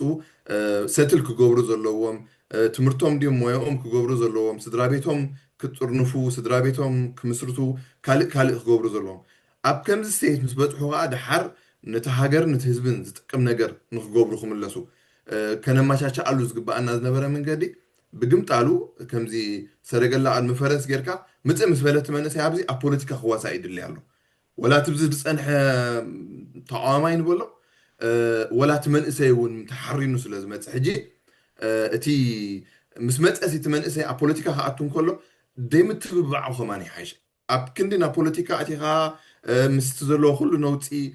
ግዳይ ናይ ዝተፈላለየ ነገር ዝግበር ከምዚ ሎም ምሸት ክጥቀስ ዝወዓለ ከምዚ ናይ ፕሮሰስ ናይ ህንፀት ናይ ሕውየት ገለመለ ተኻይዱ ሲ ኣብ መወዳእታ ሓደ ዝሓወየ ሓደ ዝተሃንፀ ሕብረተሰብ ናይ መንእሰይ ተፈጢሩ ሪፍሌክት ክገብር ዝኽእል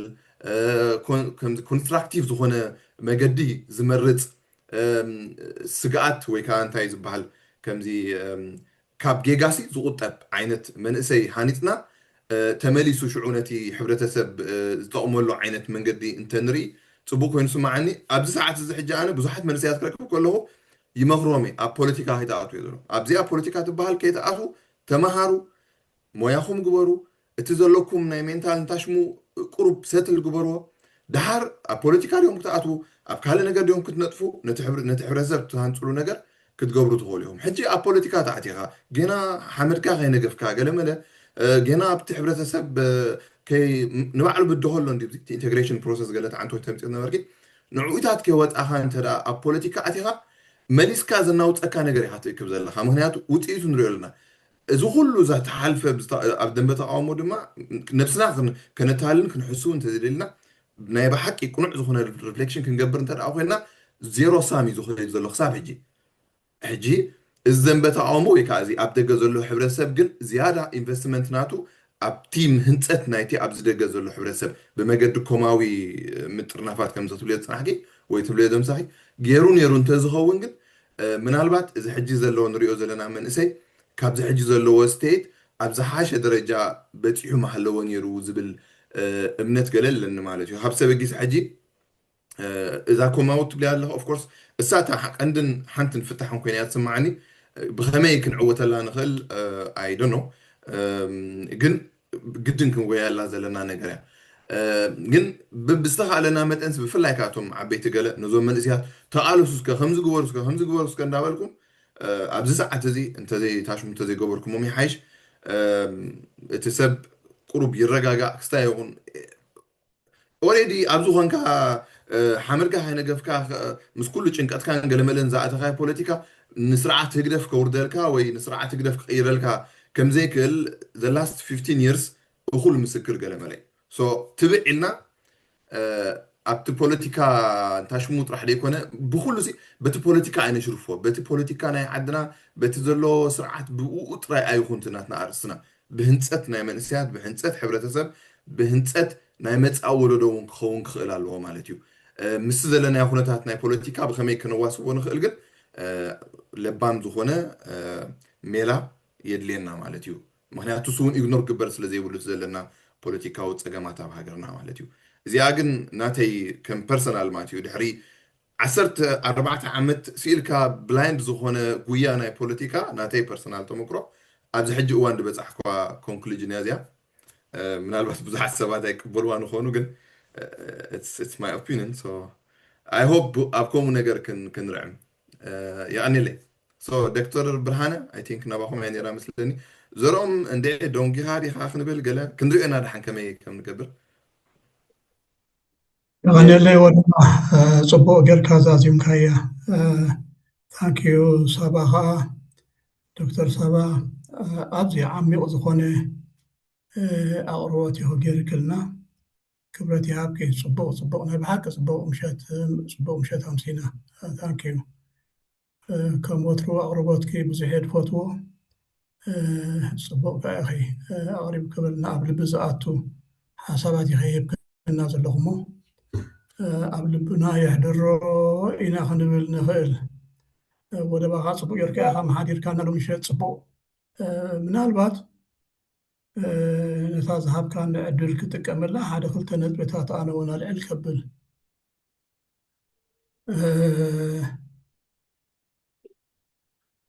ኣብ ወፃኢ ዘለና ኤርትራውያን ኣብ መንጎ ዓበይትን ኣብ መንጎ ንኣሽቱን ፍልልያት ኣሎ እዩ ምርድኡ እውን ኣገዳሲ እዩ እንታይ ትፍልልያት ኢልካ ክትርዳእ ፅቡቅ ኮይኑ ይስምዓኒ ሕማቕ ኣይኮነን ከም ምግናሕ ዓይነት ዘይኮነስ ከም ዝድበልካዮ ወደባ ግን ምርድኡ መፍትሒ ክትረክብ ተኮይንካስ እቲ ፀገማት ከዓ ተለልዮ ክትክእል ኣለካ ብኡ ኢኻ መፍትሒ ትረክበሉ እምበር ናይ ብሓቂ ርኡይ ዝኾነ ፍልልያ ኣሎ ኣነ ብወገነይ እዞም ዓበይቲ ንበሃል ተራና ንገብር ኣለና ኢለ ይኣምኒ ኣብኡ ጉድለት ኣለና ዓብይ ጉድለት ኣለና ኣብኡ ሕሉፍ ሓሊፍናስ ዕርቂ ድሕሪ ምውራድ ሻዕብያ ትበሃል ኣዛርባ ኣላ ክትብርኩት ከይትብርኩት ስያማይ ዘለዎ ብፃሕ ቅድም እሞ ንእለዮ ድሕሪኡ ክንሓስበሉ ንኽእል ኢና እሱ እዛ ድሕሪ ምእላይ ስርዓት ህግደፍ ትበሃል ኣዘራርባ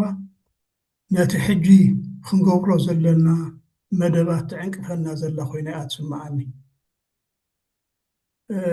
ኣገባብ ዕርቂ ድሕሪ ምውራድ ሻዕብያ ይበሃል ዋ ኣብዚ ዘለና እኳ ዕርቂ ዘይገበርና እዛ ሻዕብያን ጀብሃን ትብል ኣዘራርባ ኣይ ዓባይ ዕንቅፋት ኮይናትና እንድያ ዘላ ዓበይቲ ኮይና እኳ ዋ ኣታ ቀደምሲ ከምዚ ነይሩ ንዑ ንተዓረቕ ኢልና እኳ ክንፈትሓ ዘይከኣልና ቅድሚ ምውራድ ምእማትና ናይ ስርዓት ግደፍ ኣብዚ ክንገብሮ ንግብኣና ናይ ዓበይቲ ስራሓት ኣሎ እዚ ከዓ ምሁራት ትበሃል ኣዛርባ ወይና ኣላ ንምሁራት ምሁር ሞያ እዩ ዘጥሪ እምበር ልቦና ከም ሰብ እዩ ከም ሃገሩ እዩ ልቦና ከም ሃገሩ እዩ ሓደ ምሁር ሞያ በታት ሞይኡ ግና ከበርክት ይኽእል ይኸውን ስለዚ እቲ ሓላፍነት ናይ ኩሉ ኤርትራዊ እዩ በዓል ኣቦይ ወልደ ኣብ ወልደ ማርያም በዓል ኣቦይ ኢብራሂም ሱልጣን ፒኤችዲ ዝፀዓኑ ከይኮኑን ንሃገርና ንህዝብና ዝመርሑልና ዝነበሩ ልቦና ስለ ዝነበሮም እዩ ልቦና ናይ ቀደም ስለ ዝነበረ እዩ እዚ ኩሉ ደምሰናዮ ሎሙ ከዓ ልቦና ከነመሓላልፍ እንተኽኢልና ኢና ፃዕሪ ክንገብር ዘለና ናይ ኩሉ ሓላፍነት ከዓ እዚ ካብ ምሁሮስ ኣእምሮ በሃል ኣእምሮ ኣይጎድለናን እዩ ኩሉ ኣብዚ ገዛ ዝተሳተፈሉ ምሸት ብዙሕ ጥዑም ዘረባ ኢና ክንሰምዕ ኣንሲና ንምሁር ጥራሕ ነዚ ምሁር ጥራሕ ዝምልከት ጉዳይ ኣይኮነን ንኩሉና ዝምልከት እዩ ስለዚ ዕርቂ ሕጂ ንጀምር እዚ ካብ ቀደም ስኻም እንዳለ ክላሓም ዝፀንሐ ዘየድሊ ፍልልያት ንምውጋድ ናይ ኩሉና ሓላፍነት ከም ዝኾነ ጌርና ተረዲእና ኣብ ምቅርራብ ዘምፅእ ስራሓት ክንገበር ተኽኢልና ዕዉታት እንተባሃልና ስለዚ ንዕኡ ንፅዓረሉ እታ ካልኣይቲ ትሕስበኒ ንዓኽ እውን ትምልከተኪ እያ ዶክተር ሳባ ሃብተይ ሃብተይ ተልክኾስ ናባይ ካብ ዕድመ ከቕርበክስ ከፍ እየ ሳባ ጓለይ ክብለክ ሕሸኒ መስለኒ ዝደለኹም ኣቦ ፀገም የብለን ኣብ ሚድያ ስለ ዘለኹ ትንክፍ ውን ኣቢልክያ ነርኪ እዚ ሚድያ ዝግበር ዘየድሊ ኣብ ክንዲ ኣብ ዘቀራርብ ሓሳባት ዝእቶስ ኣብ ዝፈላለ ጥራሕ ወደ ኣብ ገለስ ኣብ ምፅራፍኒ ኣብ ክስታይኑ ዝእቶ ዓይነት የሰክፈኒ ናይ ብሓቂ የሰክፈኒ እምበር ዶ ብተሓታታትነት ዘለዎ ኣሰራርሓ እየን ዝሰርሓ ዘን ሚድያታት ዝብል ሓሳብ እዩ ንመፀኒ ስለዚ ኣብኡ ዝከኣለኪ ከተበርክቲ ኣብ ዘቀራርብ ኣብ ምጉህሃር ኣብ ፅልኢ ናይ ምጉህሃር ጥራሕ ምስታፍ ዘይኮነስ ኣብ ዕርቂ ኣብ ሓድነት ኣብ ሕውነት ዘተኮረ ስራሓት ክገብራ ዝከኣለና ኩሉና ኣበርክቶ ክንገብር ኣብኡ ተስፋ ገበር ተዝየሎ ፅቡቅ ምሸት ኢና ምሲና ታንኪዩ ወደባ ታንኪዩ ዶክተር ሳባ ሃብተይ ፅቡቅ ናይ ብሓቂ ዝነኣድ ምሸት ኢና ምሲና ኣብ ልቡና ይሕድሮ ዝኩሉ ዝተባሃለ ክብረት ይሃብኩም ኩልኹም ከዓ ተሳተፍቲ ፅቡቅ ምሸት ኣምሲኹምና ሕቶታት ዝቐረበ ንርእሱ እውን መሃሪ እዩ ነይሩ እሞ የቐኒልና ኩልኹም ክብረት ይሃብኩም ኣመና ፅቡቅ ስለ ዝነበረ እየ ምስ እምበር ኣብዚ ዘለኽዎ ሰዓት ሓደ ሓሊፉ እዩ ሕጂ ናይ ንጎ እዩ ከይደቀስኩ ግና ከይደቀስኩም ስየ ስለዘገደሰኒ ትርእስቲ የቐኒልና ታንኪዩ ወደባ يقنلنا دكتور فهنا قيم معصبنا دب زي اودب نشتي عصنا زلنا تنحني اسفها زروم حسب خواس لزل خين دكتور صعبه زروات انا يقطبات ملكت اول حري زروم هذا مسمر ودب دهب فايتنج اون قال اتي هالاني كان مسلني كيترسع يلان بنوت يلا ارينا له اوكي ስለዚ ወጣት የምበር አይርሳዕ ሆን زروم كمي وعلكم I don't know كاليفورنيا ስለዘለኹቲ እትሪ ዘሎ እሞ ኣነ እኳ ኣብቲ ዶክተር ሳባ ጅምር መሰበለት I think ቀዲማ ህንያ ፀኒሓ ምስለን ባህንደበት ያትየ ግን تي سمعت بمول فوكس تقبروا لزلا هلو دو سمعون لهم هو سمعك لنا قزل لك تزرو هو حجتي أبتا كوميونيتي تبلين ده خمسة حجتي كوميونيتي is very important مناتو أبسدت سقاب زلا خاستي مستن كالوت كمانا سدتني هذا اللون دحريها ثم عبولاتن دقوم سكسسفول زخون دحري لم تم كوميونيتي تطرنا فيها مالتي ولا تحايلم نايت فاينانشال عقمم ناي قلمتات تزولو ريسورس بمولو سلتقوملو ولا مسعدخا ركبات اي تفلالمبر نتتاهي مستدرعيخا نتعب عدد قبرسي بفلت أديو بغنزب دي قلس درعو تخيلها مالتي بحكي روسي دول كوميونيتي اندحراب دقل لك نتمتعي كم فلتو لوتي بتي لك خمتن ديو سلازسي تدرعيخا مالتي እንደገና ህይወትካ ኣብዚ ካብ ኮሚኒቲ ትረኽቦ እንዳገበርካ ህይወትካ ተመሓይሽ ደቅኻ ብፅቡቅ ተዕቢ ብኮሚኒቲ እንዳተሓገዙ ምስ ዘሎም ባህላዊ ይኹን ገለ ኣስተምህሮ እንዳሃብካ ትኸይድ ማለት ሕጂ ኣነ ብዛዕባ እዚ ናይ ኣሜሪካ ዘሎ ዘሎ ኣይፈልጥን ግን እዘን ኮሚኒቲ ነን ፕሮፊት እየን ሲስሬን መብዛሕተን ሕጂ ሲስሪ ኮይነን ከዓ the public community public benefit corporation in the bahal እንታይ ማለት እዩ በዚያ ፈላላይ ንኩሉ ክጥርንፋ ዘለዋ ማለት እዩ ሕጂ እዚ ኮሚኒቲ ኣባና ኣብዚ ከባቢ ኣሎ ሕጂ ምሽ ናይ በኤሪያ ሲ ዱልዱላት ኣሎ ካብቶም ሓደ ናይ ሻዕብያ ብዙሕ ጥቀመሉ እዩ ሕጂ ክልተ መገዲ ዘሎ ሕጂ እቲ ኮሚኒቲ ትናሃና እንድሕር ክንገብር ዘይከኣልና ሞቲ ሰብ ብፖለቲካን ብገለን ብፍርህን በገለን ገለን ስለዘየለክ ትገብር ኣይከኣልካ ግን ሓንቲ ነገር ግን ኣላ ኣብኣ ግን ንኽትኣቱ ግን ዝኽልክለካ ይብልካ ሕጂ ኣነ ኩሉ ግዜ ዝካትዖም ንሕና ኮሚኒቲ ንግበር ገለ ይብሎ እንታይ ገዲሽኩም ንሕና ኮሚኒቲ ንገብር ንሕናሲ ጥራይ ንጠርነፍ ቁጥርና ይፈለጥ ሓደ ጠበቓ ትቆፅር ሊስታ ሂብካ እዞም ሰባ እዚኣቶም ኣብቲ ኮሚኒቲ ኣባላት ክኾኑ ደልዩ የሚልካ ትፅሕፍ ማለት እዩ ኣይክልክሉኻን እዮም the only thing እንታይ ኢኻ ትገብር ኣብታ ኮሚኒቲ ክትሳተፍ ኢኻ ክፀርፉኻ ክእሉ ንስኻ እንድሕር ብብዝሕን ለካ ኮይኑ ንስኻም ክትፀርፎም ኢኻ ወይ ዕግርግርቲ ኮይና ሓደ ነገር ክትከውና ገዲፎምልካ ከዱ ወይ ከዓ ብቁፅሪ ዝዕብሉልካ እንድሕር ኮይኖም ኣብቲ ዝግበሩ ውሳኔ ኣትሊስት ክዕብሉልካ ክእሉ ማለት እዩ እንድሕር ብድምፂ በቲ ኣገባብ ናይ ውሳኔ ወሃባ እንተኸይድካ ማለት እዩ ሓንቲ ነገር ክትገብራ ትኽእል ግን እንታይ ኣላ እታ ኣብኣ እንድሕር ፀኒሕካ ببزحي تمسخ صبو اندحر والا قصر خام دحا زخونه اندحر اتيخا ግን እቲ ዝጥቀሙሉ 2% ዝእኩብሉ ትገለገለ ግን ተዓጦማላ በሓፂሩት ነቲ ስርዓት ኣብ ዝኾንካ ተረኽበሉ እንድሕር ዲስፋንክሽናል ጌርካያሲ ኣይክሰርሕን ይክባታተኒ ስለዚ እዚኣም ሓንቲ ነገር ኣብ ኩላና ኣብ ግምት ከነእትዋ ንኽእል ኢና ሕጂ ዞም መንእሰያት ዘለዉ ምሽ ብርጌን ሓመድ ኣሎ ኦኬ ኣብቲ ፌዙ ወዲኡ ናብ ካልእ ዓይነት እንድሕር ዝኸይዳሉ ኮይኑ እቲ ተኣኪቡ ዘሎ ከተማታት ግን بطبعا غيرو شم ليستا اتيو جن حقاوي او خاطو يخيليو اذا انتايو تناي فيدرال يكون تناي كوربوريشن ناي سيتا زلو ناي كوربوريشن كودز يفضل كايو سلازي زي ام حنت لا جن تي صبو زرباي نيروت كوميونيتي سي حدا خاطي نحنا بزخبابي حجل لنا كمزي تاخبل نظام عبيت له حج حدا نو بروفيتالون يشتيو جن نتم عبيتي صموام جلس لازلوا أفسهم حتى جزء أخيبا قبروا لهم إكسسايز سرح لهم إسلام بروفيت هجي مناوتو تي ايجينج جروب كأمت قالوا هجي نعبنا ينخل لنا نخيد لنا سلازي أبعدها كم تفلطوهم ولا تخد كاسي بيرفالنتلزم اللي زلوا أنا خوين سمعنا أم بهالس كنت كيت خيلها ناتملس كاجن ناتك بيز هوم جن زي خون مالتي تسدد نبر كلو مالتي ስለዚህ ነዚያቱም ዓብን ተሽሚሉ ሳይኮሎጂካሊ ወላ ኣስተምሮ ወሃቦም ናይ ጥዕና ወሃቦም ግን ዲዘነም ፕሮፊት ብንሽቶ ገንታይ ማለት እዩ ከምዚ ካልእ ኣሎ ከምዚ ሕጂ ላይፍ ኢንሹራንስ ገለ ምሽ ደበስ ገለ ንብላና ሕጂ ደበስ ሕጂ ቁጥርና እናወሰና ንኸይዳልና ማለት እዩ እንታይ እዚ ሕጂ